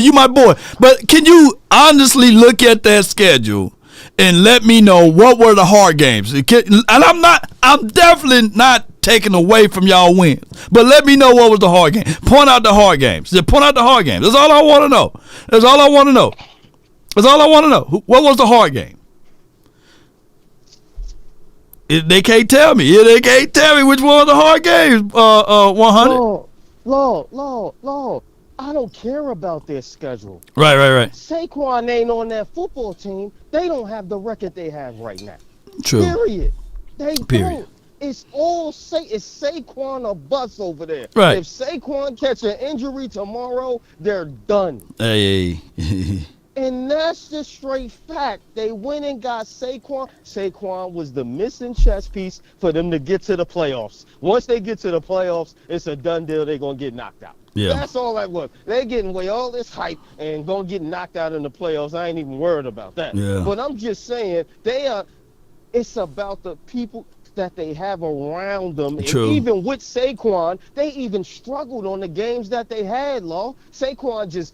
That boy good. That boy is good. Yeah. One breakaway run, 2 breakaway runs. Take away those breakaway runs, Law, and those games are close, and they might even lose. Like, I'm just speaking facts. We had them boys. Did we not? Yeah. It's just Saquon Barkley. You keep handing Saquon Barkley the football. Eventually, he gonna break it. Yeah. Imagine if we had this. Come on, man. You need running game. Everybody want to talk about how. Come on, man. Cooper Rush didn't win that game yesterday. It was the running game and it was the defense. Yeah. Cooper Rush just had a couple throws, but it was the defense, and it was Turpin. Yeah. Come on, man. If Dak Prescott won that game yesterday, that's what they would be saying. Dak ain't win that game yesterday. It probably been a crazy blowout. You know what I'm saying? Oh man, we would have put 40 on them boys, Lord. We would have easily. With the defense playing like that, tell me when Dak Prescott had a defense playing like that this year. He hasn't. The defense has not played like that. Maybe week 1, that was the only time we got a chance to see a glimpse of that. But I'm not, and I'm not. These are not excuses, man. All I can say is kudos and credence to y'all. It's a team game. It's a team game. And you need. All I'm saying, you need people around people in order to succeed. The Cowboys say all you need is one guy, and you need. But if you are an Eagles fan, call in, man, because I just want to talk to y'all right quick. Call in. You know, it's right here. I'm not even going take away. I just want to hear y'all say, okay, out of that schedule, you know, which one was the hard ones? You know what I'm saying? That's all I'm saying. You know. And I want to hear y'all say Jalen Hurts is the reason, because he's not. Right. Where Brunson at? Where Brunson at? Where Brunson at? I'll talk to Brunson on that one. Jalen Hurts is not the reason y'all winning these football games. It's Saquon Barkley. When Saquon Barkley got there, that whole team shifted around. I mean, You can't tell me it wasn't.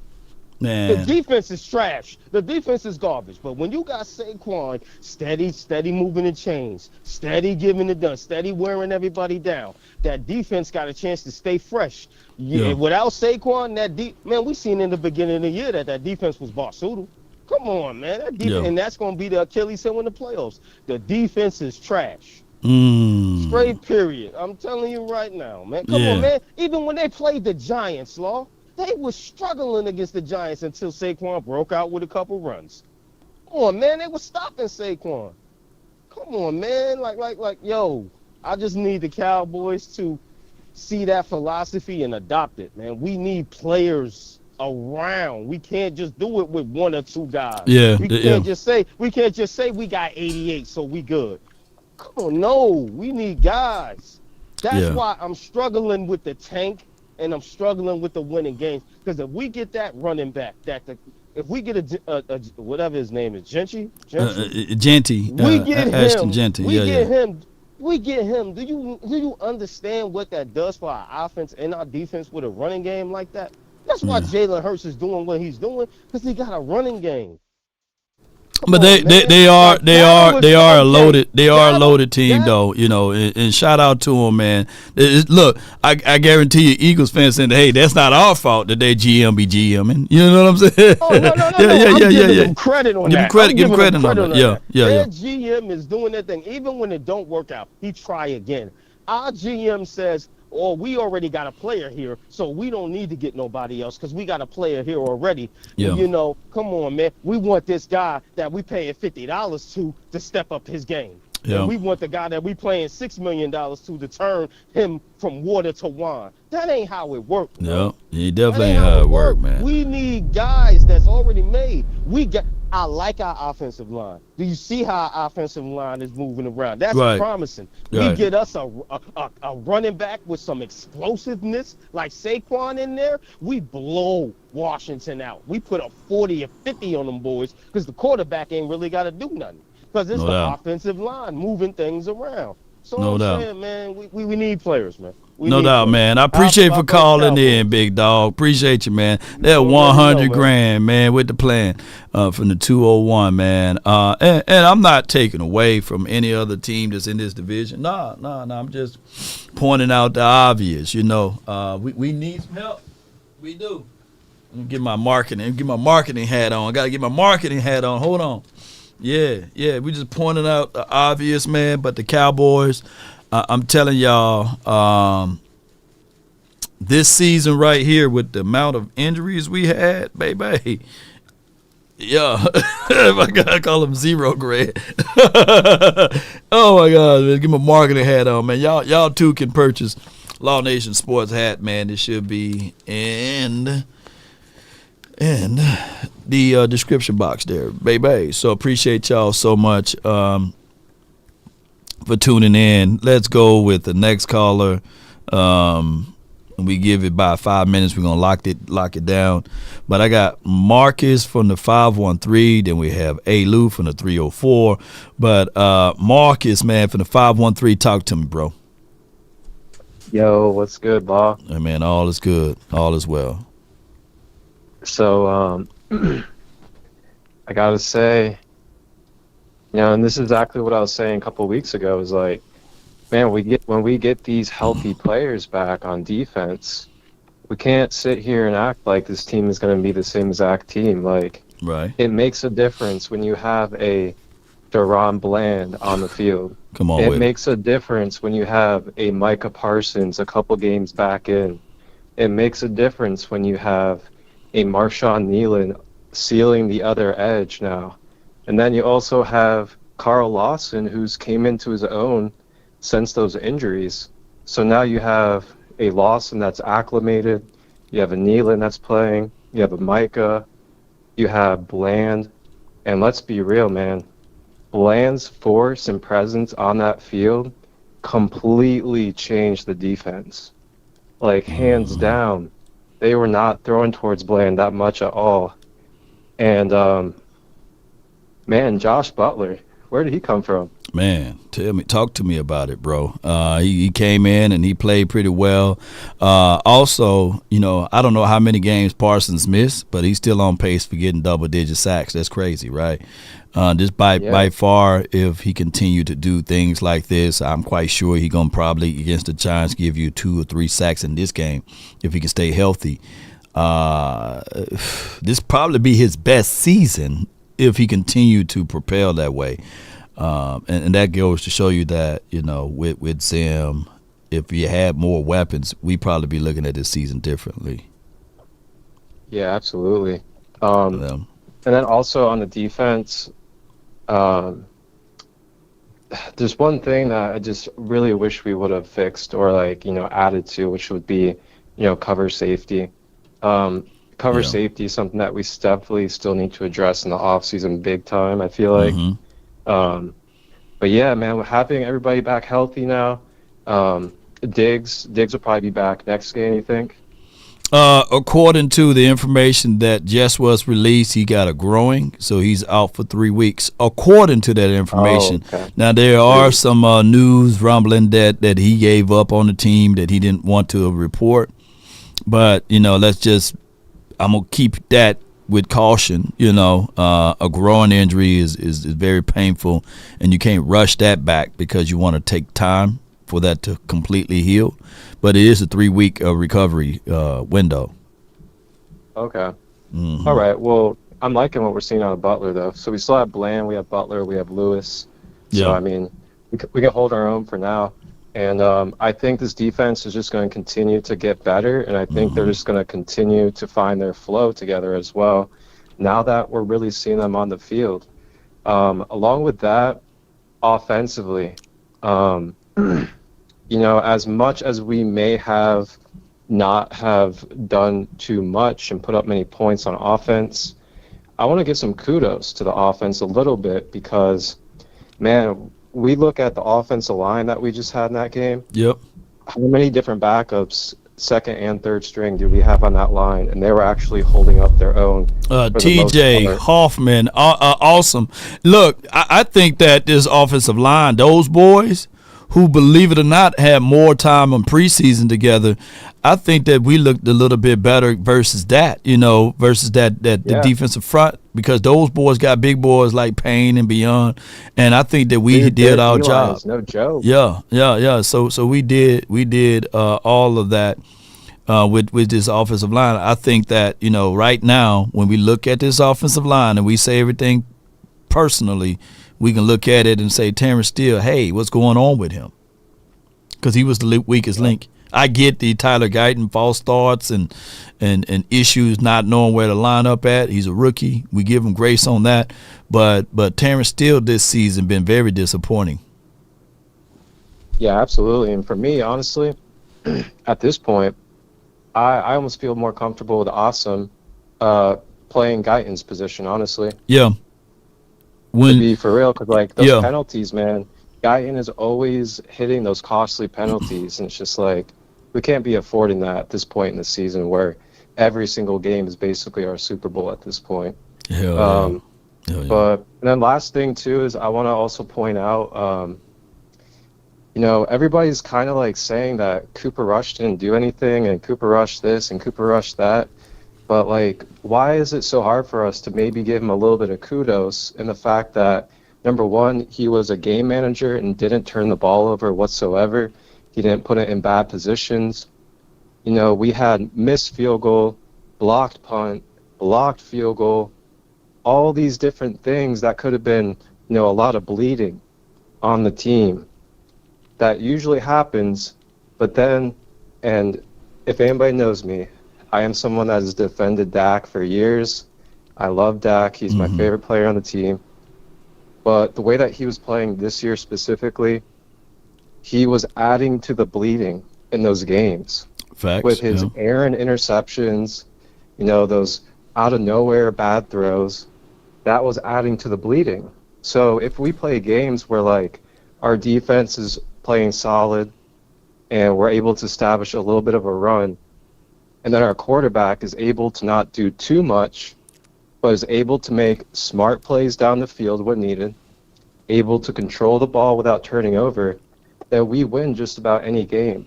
And that is what Cooper Rush did. So I want to give him credit for that because most certainly he didn't put the ball in bad positions.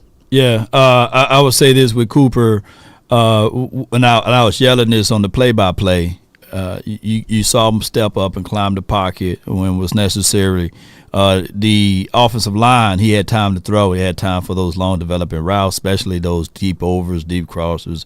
And it was a comeback play on one of them that Lamb kind of like, hey, I'm still fighting for the ball. So, yeah, for him to be 24 for 32 for 247 yards and averaging 7.7 yards per throw, that's way beyond dinking and dunking. You know, when you average over 6.8 or 6.5 yards per throw, then you're not dinking nor dunking. And to get 2 touchdowns and only sack once, that's really good with a passer rating of 117. So what you got to do with this is, okay, Cooper, now he trusts the offensive line in front of him. Yes, the other Cooper, BB, was throwing the ball a little too high as far as the snaps. But if they get on the same page like that and you build a little rapport with confidence in this next game, then hey, this will be all prepared to go up against Cincinnati because you may have to be in the shootout in that week. So, yeah, let's continue to support them in that way. But I appreciate you for calling in, bro. Yeah, man. How about them Cowboys? How about them Cowboys? So, yeah, you know, the thing is, you know, you want to minimize the turnovers. I'm not going to take a dump on Cooper Rush. You want him to – now, I still want him anywhere between 22 and 25 attempts. I want him anywhere between 22 and 25 attempts. So they had him at 30.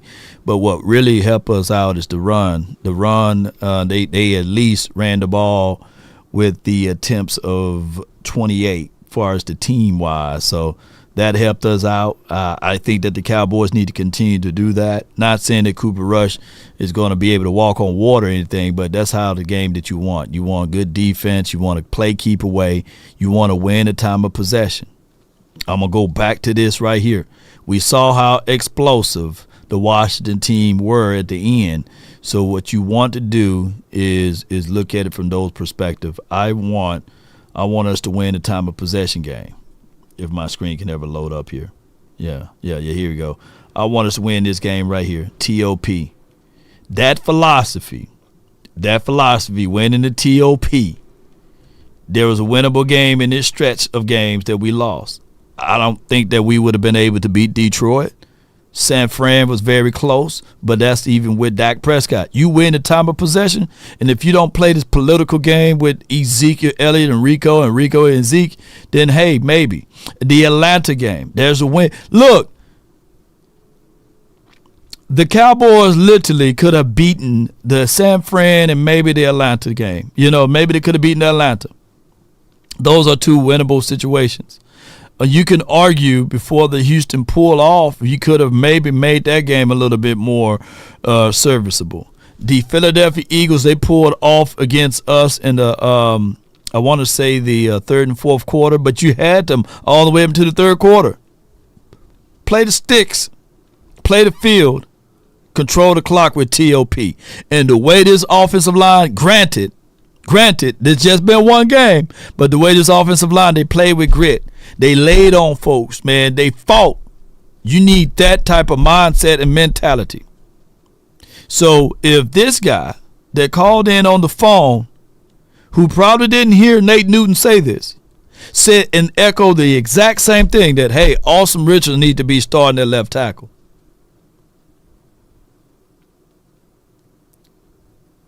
Awesome Richards need to be starting at left tackle.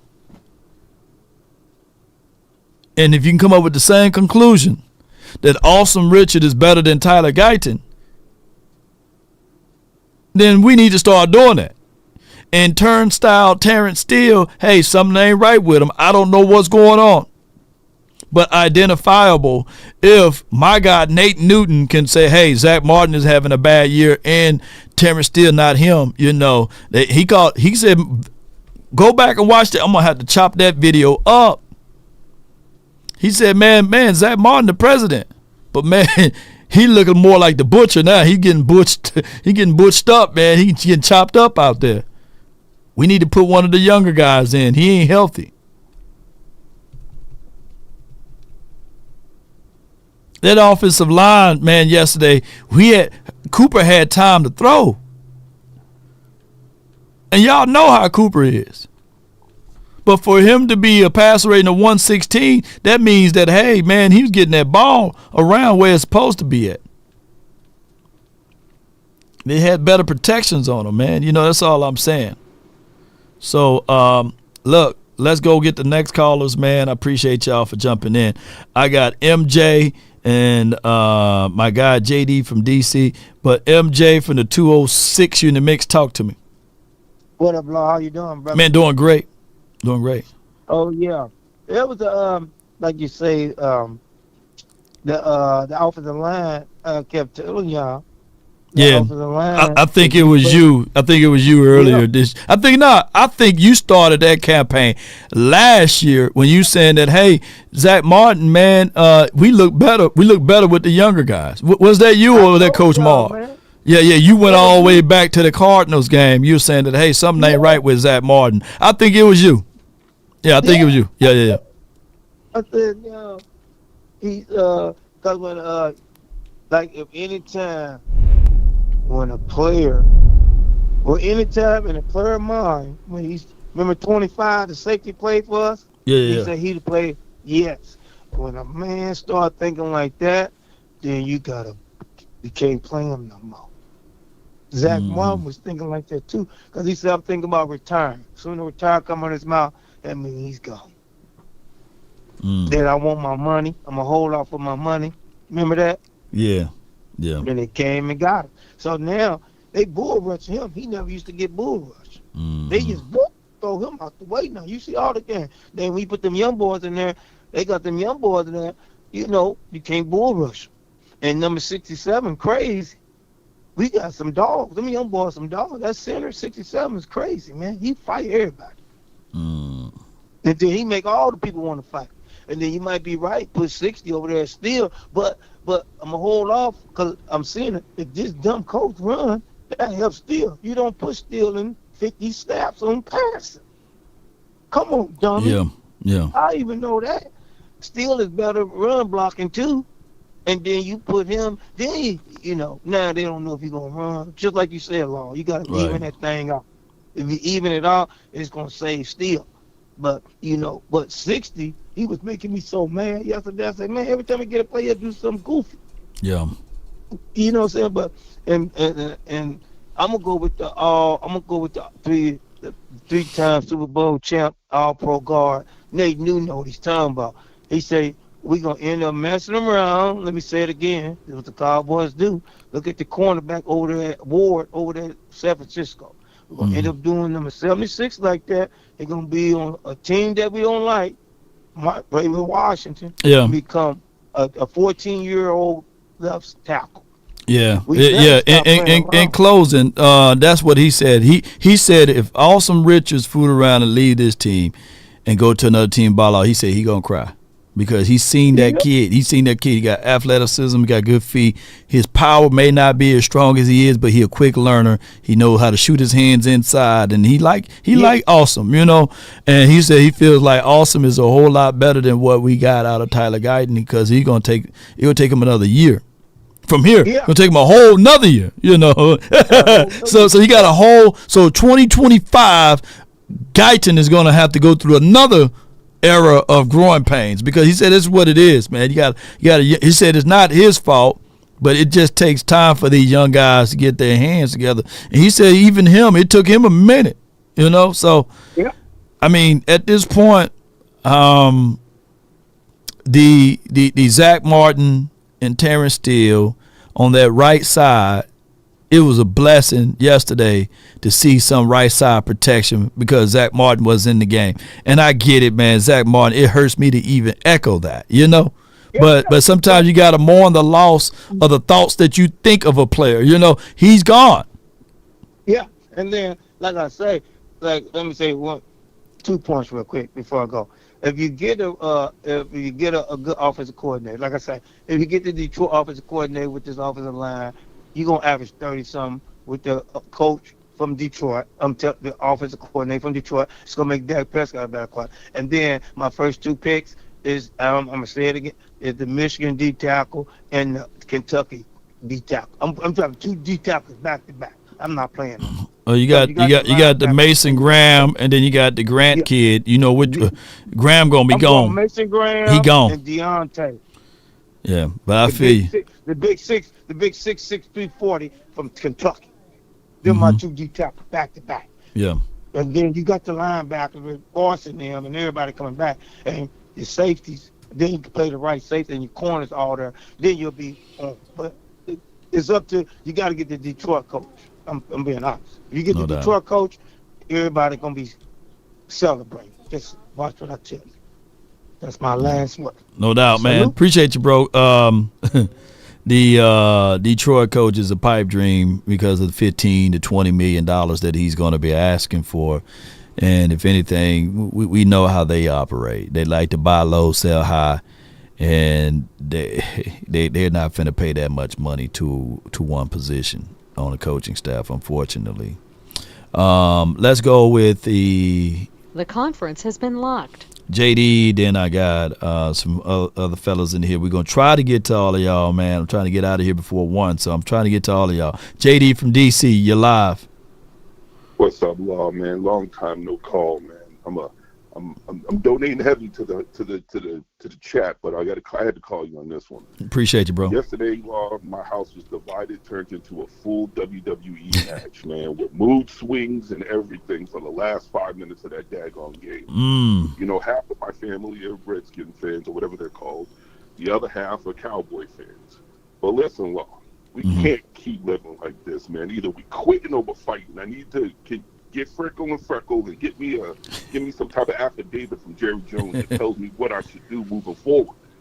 I mean, and then shout out to the replacements on the offensive line. I agree with you on Zach Martin and, of course, with Terrence Steele. And to the last caller, we will never draft another defensive player from Michigan. Please get that through your head. We done had enough. We done had our tacos and our Mazis. Yeah. Now, Law, let us mess around and win a home game. And then I'm throwing all my chips to the middle. How about them Cowboys? I'm out. Oh, okay, all right. Appreciate you, JD. You know, the boy said a mouthful in a short time. I will say this, though. A house divided is hard. And I grew up in that. I got a brother that's a 49er fan, and then I got a brother that's an Eagles fan, and I'm a Cowboys guy. And my other brother, he really didn't care for football like that, so he was more into basketball. He was more into, like, you know, the Bulls when they was on their run and these sorts of things. So when you from Mississippi, you just got to find a team and root for them and stay with it, you know.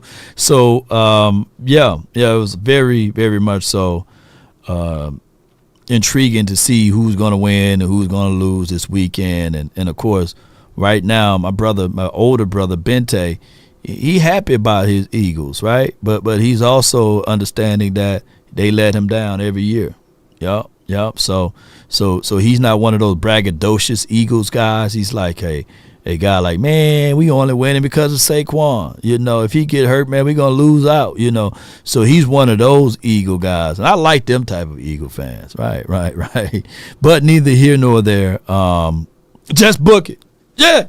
Just book it. There's an accident waiting to happen. Yeah, you can book it. Yeah, right now they're happy, they winning, they in top of the division. But just wait, I see some flaws in them Eagles game. I'm the reverse Stephen A. Smith. I just look better. Yeah, you can just book it, baby. Those Eagles gonna crash and burn. Yes, indeed. I can't wait. To see how that build up to a letdown of a season that's about to happen with the Eagles. Yes, indeed. You can book it. I guarantee you. Yeah, Big Amish from the 202. You're live on the nation. Talk to me. Law, it's your good friend, Big Amish, calling in. Appreciate you. It was the division win. We can't go overboard and we can't go underboard on this. It was a division win. But what they did do is they went Amish. They went the Amish Cowboys. They ran the ball. They went old school. Right? Yeah. Nothing wrong with that.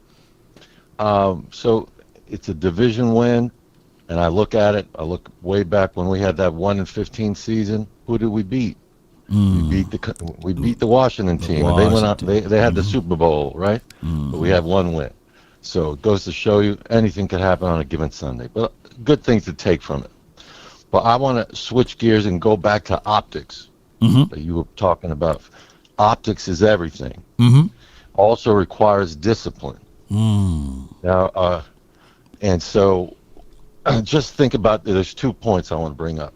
One is, I'm not trying to give Mr. Parsons any podcast advice, but maybe he should just focus his show on what the Cowboys aren't doing right and have people give their thoughts on how to better and just focus on the Cowboys doing bad. What could we do better? Don't go anything else. That's one thing, right? Where you could focus in. At least it's your team. You're gonna get feedback. You might not like it, but you could deal with it because that's at home. When you start going beyond your house and what you need to do, it's gonna bring in all other laundry, right? It's gonna bring in stuff that no one wants to really talk about, but it also takes you off the prize. What is the prize? So back to optics. Imagine if Jesus walking down those streets of Jerusalem with that cross on his back, right, being spit on, hit on, called every name, right, but he was disciplined. He was disciplined. He knew what was at the end. He knew that. Otherwise, right now, he could have stopped right in the middle and said, "Damn, I'm throwing this cross off my back. Right. I'm gonna go right into this bar right here in this brothel. I'm gonna hang out with my buddies." Right. Right. Now, if he would have done that, Jesus wouldn't be the man he is, or how we look at it, right? Once you change that route, it changes everything. Optics is everything, and so is discipline. I'll leave that to chew on it, and don't forget my boy. Don't forget, Awesome Richards is Awesome Amish Richards. Amish Richards. Amish. Yeah. I'll leave you with that. No doubt, man. That's big Amish. You know, they allow him to use the phone. Nobody else can use the phone. Yeah. I mean, when you're going through life and you got to go through certain things, even though you don't want to, you got to do it, right? Because it's fulfilling the mission that's at hand. And the only thing that I can say is that it takes a stern person with great deed of humility with dignity to be able to take a beating like that and to take mockery and being spit upon and a crown of thorns and still being able to go forward knowing that you're doing something for the greater cause. And that's what he was going and getting at. When you have all of the power in your hand to make a Thanos snap, to smite those who pretty much throwing stuff at you and spitting at you, and you can change the outcome. But you're trying to do it for a bigger person, trying to be the bigger person for the bigger reason. So you see yourself even as content creators doing the same thing, right? Like I can literally, in the words of content creation, if I wanted to, I can smite Dak delusional right now. I can smite, you know what I'm saying? I can just take out Ice Cold Cowboy if I wanted to. I can take out I Am Awake. I have that type of capabilities over here. But no, I allow folks to talk whether it's good or bad or a healthy medium. You know what I'm saying? But the only thing I say, thou shalt not talk bad upon LAW law. That's the only rule. You know, that's the only rule. So yeah. It's similar to that. Yeah. So the Cowboys heading into these particular last weeks of the game, they just got to figure it out. On top of that, let's get the right person on the call from here. I got my guy from the 863. You're live on the nation. Scott, you're live. Come on with it. What? It ain't Sunday, but the way y'all ministering to me today, I feel like the AKTDB cool shot. That's what I feel like this morning, boy. Ooh, he did that Jesus analogy, boy. I felt that thing. That was really good, boy. Yes, sir. Yeah, yes, sir. Yes, sir. Man, look, I ain't got long because I'm at the gym, man. I'm in my boxing class, man. I'm about to do my fight debut, my exhibition in about 3 weeks. So get rid of that. But you fighting Tyson look, too? yeah. I'm fighting Cheek Tyson, the cheeks. I ain't fighting Lord, come on, man. Oh Lord. Hey, but check this out though, man. We all know I'm a huge Chicago Bulls fan all my life. Jordan was the man. Now, the mindset that he had when he thought that Jerry Krause was trying to tank for draft picks when he was injured because he wanted to be in the playoffs. Yeah. We want our team to have a different culture. We want the coaches to have a different culture. But all I've been seeing since we have went on a little losing streak is tank. You can't have both. You can't have a winning culture and a dog mentality culture if you want your team to tank. Right. The fans got to make up their mind. What do you want? You want to tank or do you want to get a chance to actually make the playoffs? I still want to make the playoffs. And we got a legit chance to make the playoffs and we turn this thing around. We saw our defense when the pieces are there. We saw them add up and we saw them play a whole lot better than we ever have, right? We saw that. You know what I'm saying? But one thing I do want to say about their defense is kind of weird that Bland is back, now Diggs is out. And before then, we almost had Bland to come back when he said 3 weeks, and then Diggs automatically out again. Something don't seem right about that. Right. I'm kind of out on that. It's just weird that we can't have two of our best on the field at the same time. But think about it, is the caller before, like 2 callers before, was saying like, you know, that we're not giving Cooper Rush his praise. Cooper Rush is doing what Cooper Rush is supposed to do. A backup's supposed to come in and steady the line until your starter come back. But Dak's not coming back this year, so Cooper, if he can steady the line, if that offensive line can block like they didn't do for Dak, if they can keep him up like they didn't do for Dak, you know what I'm saying? Great. That's what we want because we still got a chance to actually win. I heard a scenario that old boy was saying. I'm like, man, you know what? We still got a legit chance. Come on. I mean, the thick of our schedule is done. We got easy games coming up. And I think, Lord, we actually got a legit chance. You know what I'm saying? Y'all hand the ball off to Ezekiel Elliott and give him a chance to get in the red zone with them 2 yards. You already know how I feel about that. I got his daddy coming on the podcast, too. But we actually got a legit chance, bro. So it's like, we got to make up our minds. Do we want to have a dog mentality and win, or do we want to tank for other players? Because like you said before, there's no guarantee that the first pick, the second round pick is going to be any help to us. No guarantee. Yeah. Taco Charlton, you know, we seen stuff like that. We seen LBE get injured. He was a help at first, but injuries happen, things happen. So I think we need to go ahead and try to get everybody healthy as we can. Brandon Cooks come back and give us another weapon. You know what I'm saying? If Diggs get his mind together, I don't believe he has a growing problem. He don't have no growing problem when he's screwing, famous females and getting babies from them. You know, I mean, you can still lay down and get your P. Diddy on. You know, you can still come out here and play some football. I want to win. So Cowboy Nation fans, get your mindset on winning, not tanking, but winning. Mindset, bro. Man, you right on it. The Bible says you cannot serve 2 masters, right? Come on with it. Hate one, my. You hate the one or love the other. So I love winning.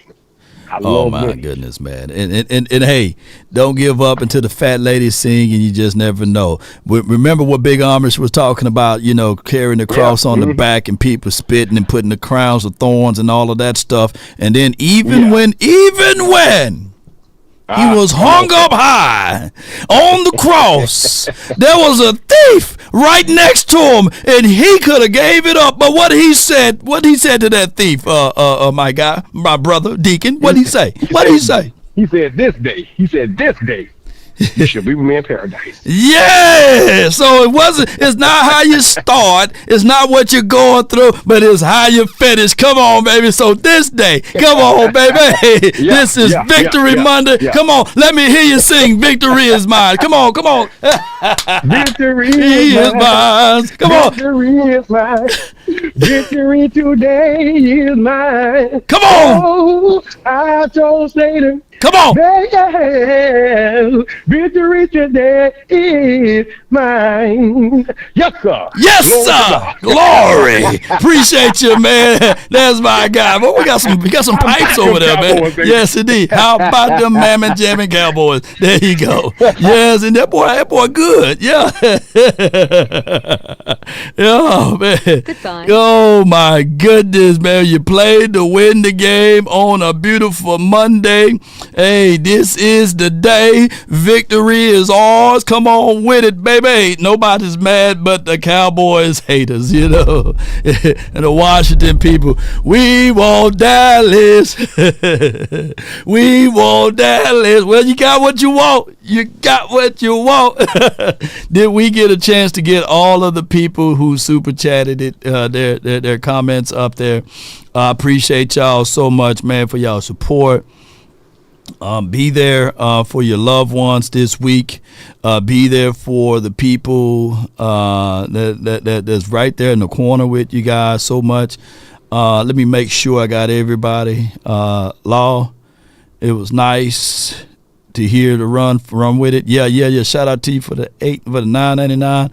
And then Mitch says, we had the presence of Bland out there. This is from Mitch. Appreciate you for your $2 support, man. I appreciate everybody for your support. Look, Cowboy Nation, let's just be happy that we got a chance to win, and it's not no more that stormy, gloomy cloud that's all above us right now. I get it. We want all of the good draft picks. We want Travis Hunter, Shador, and Mason Graham.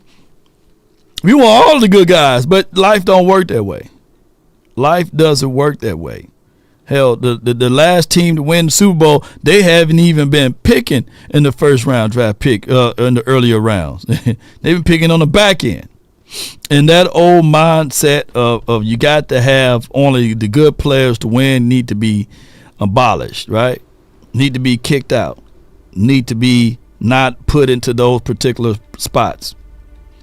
The way you win it is the draft is to supplement it. The draft is to supplement it. You got to also have free agency. You got to also have the ability to coach these boys up into the right spots in the right areas. So there's a lot of factors in there. But shout out to this offensive line. Kudos and credence to Cooper Rush. One big round of applause to this defense. It's not like, the Cowboys look undefeated out there. You know what I'm saying? Like we can't lose a game. But we play with heart. I ask y'all, is there a heart? Is there a heart in the house tonight? Come on. Well, stand up. Stand tall. Because that's what it was. We played with heart. And yes, my guy Anonymous. Yeah, my guy Anonymous is here right here. Saying we're going to win out. So hopefully we do just that.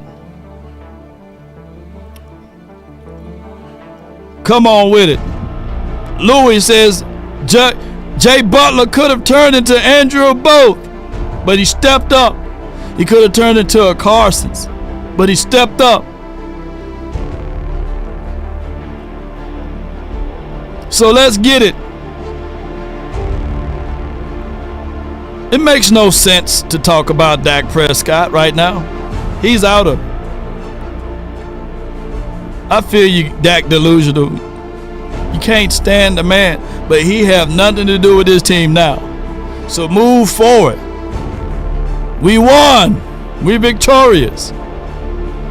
Don't find yourself worrying about the things that you can't control anyhow. But be proudful and show that Cowboys pride that this is Victory Monday opposed to sorrows and sad day Monday like the Washington team. But hold on. Excuse me. Do y'all hear that? Do y'all hear that? Okay, hold on. I got you. Hold on, y'all hear that?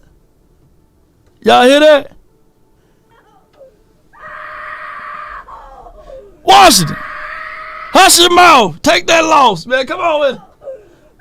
Hush your mouth. I'm closing out. Come on, Washington, hush your mouth. Y'all talking all that Brody stuff before the game. Let me give you something to cry for. Focus on being 1% better every day. Focus on overcoming your challenges.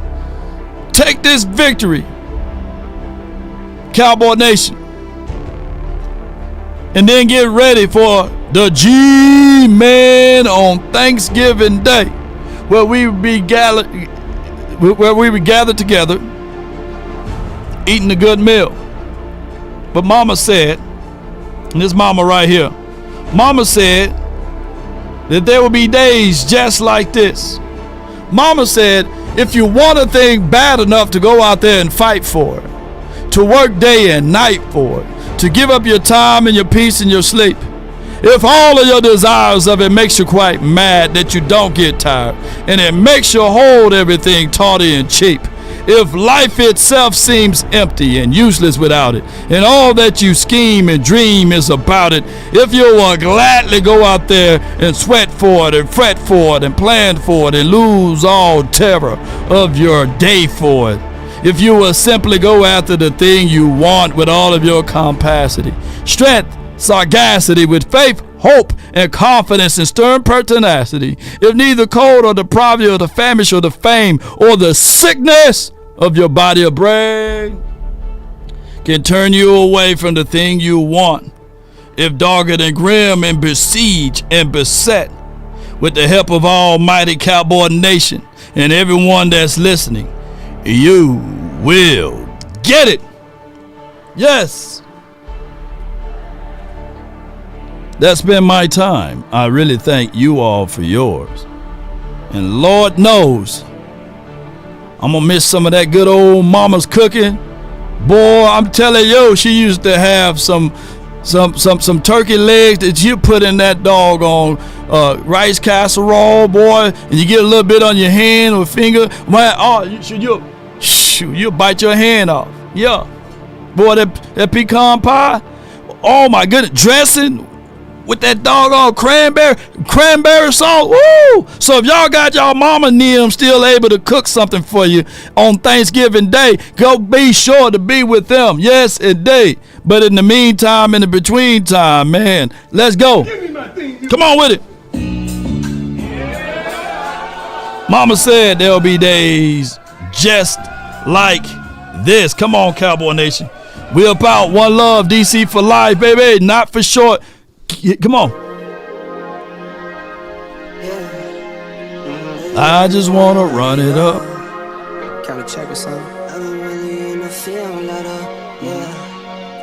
Come on with it. Man, sweet potato pie. Oh my God. Bite your whole knuckles off. Boy, I used to fight my brothers over that sweet potato. That last slice belonged to me. Yeah, that last slice. Well, we fight on that last slice. Yeah. Come on with it. Prepare for glory. We be fighting over that. Yeah. I bet your mom up there in heaven's cooking some good stuff over there. She got Moses, Peter, and them fighting over her meal. I guarantee you. For real. I'm laughing to keep from crying, but I guarantee you they fighting over that food. Yeah. Yeah.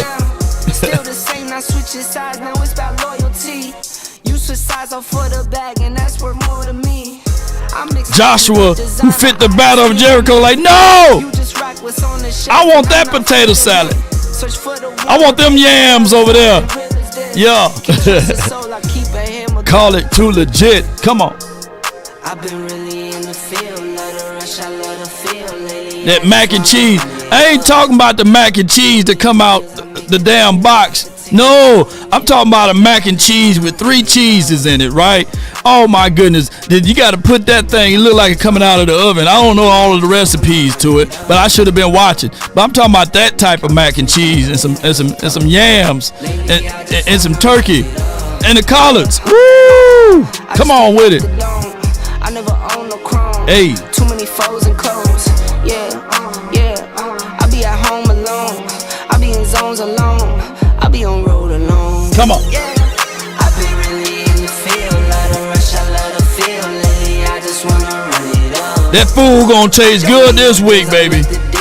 I still urge you guys.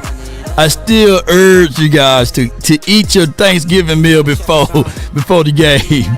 Yeah. Oh my God. Red velvet, Sean. Shh. Red velvet. Sock it to me. What else I like? German chocolate. Oh yeah. You can't eat everybody German chocolate though. Some people make that dry German chocolate. Come on with it. But man, when you get the right kind, baby, oh, you gonna be like, nobody, baby. And who can cook it like me? Who can give you what you need? Who can do you all night long? Nobody, baby. Oh, whoa. No. Carrot cake is just terrible. But that peach cobbler, come on with it, Dramatic. Ooh, wait. Give me some peach cobbler, man, some ice cream. It could be great value. I don't care. Give me some little ice cream with mine. Come on with it. Yup. Pound cake, lemon, that lemon meringue. Was it lemon meringue? Yeah, that pie. Pies. Let me ask y'all. Boy, we talking about some spreads now. Are you guys more of a pie person or cake? I need to know which one winning in your household. Are y'all cake people or pie people? You know, and no pause if necessary. But are y'all cakes or pies? You know, or cobbler people? You know, because pecan pie got to be up there. That pecan pie, and it got to be done right. Got to be done right. You can't have no light skin crust. You know. Oh my goodness, green beans, ham hock. Don't just leave the raisins alone. You know, cake wins. Oh my gosh, cake all day, man. They got this. What do you call it? Like a you can get it from Walmart. It's like a little chocolate pie, but you got to put it in the We got to put it not in the microwave, but you got to put it in the refrigerator. You gotta let it unthaw like all chocolate. I'm not big on chocolate like that. I'm more of a, if I do chocolate, be German chocolate. That's about it. But I'm gonna tell y'all that Italian, Italian cream pie? Woo, that one's good too. Or Italian cream cake, the Italian cake. Yeah. Food, come on with it. I be on. You know what? That banana pudding gotta be chilled just right. Banana pudding go hard. But you got to find the right people that know how to make banana pudding. Yeah.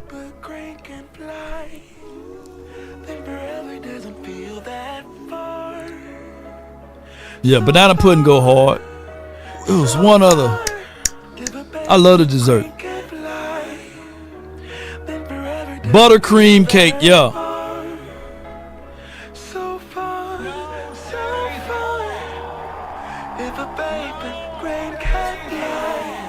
Chocolate mousse, that's the only, yeah, ice cold. That's what I'm looking for. Chocolate mousse, you get it from Walmart. Go get it from Walmart, you know what I'm saying? You get it from Walmart. It's a chocolate mousse. That's the only other chocolate that I would do. Either that or German chocolate, you know. And those are the only chocolate, you know. You can get the chocolate. Cranberry jelly. Cranberry in the dressing, only use a little bit. You don't have to put a lot of it, though. You don't have to put a lot of it. Yeah, no. I have to put a lot of it. Boy, we're going to have a Thanksgiving special over here. Appreciate everybody, man. One love. Victory Day is today. Come on with it.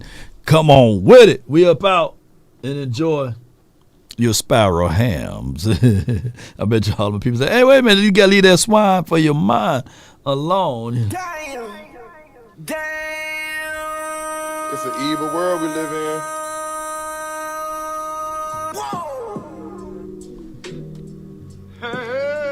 Eggnog, I don't know about that. But I eat a little. Gotta eat a little, drink a little eggnog here and there.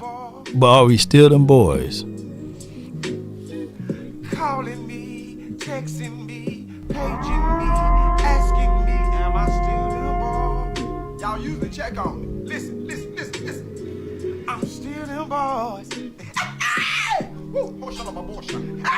I'm still them. Come on, I'm awake. Certain cheesecakes go hard. I'm still them boys. Certain cheesecake, not all cheesecakes equal.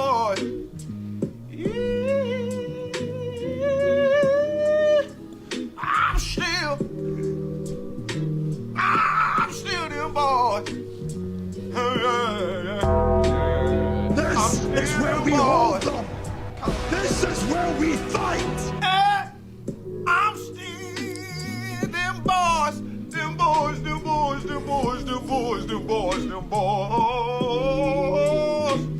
Y'all better not be eating them hog maws and them chitlins now. Don't do that.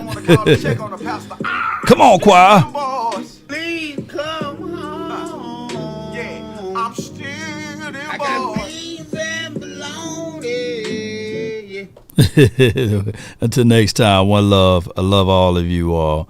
Appreciate y'all. If y'all haven't heard that from anyone today, you heard it from Law. Love y'all.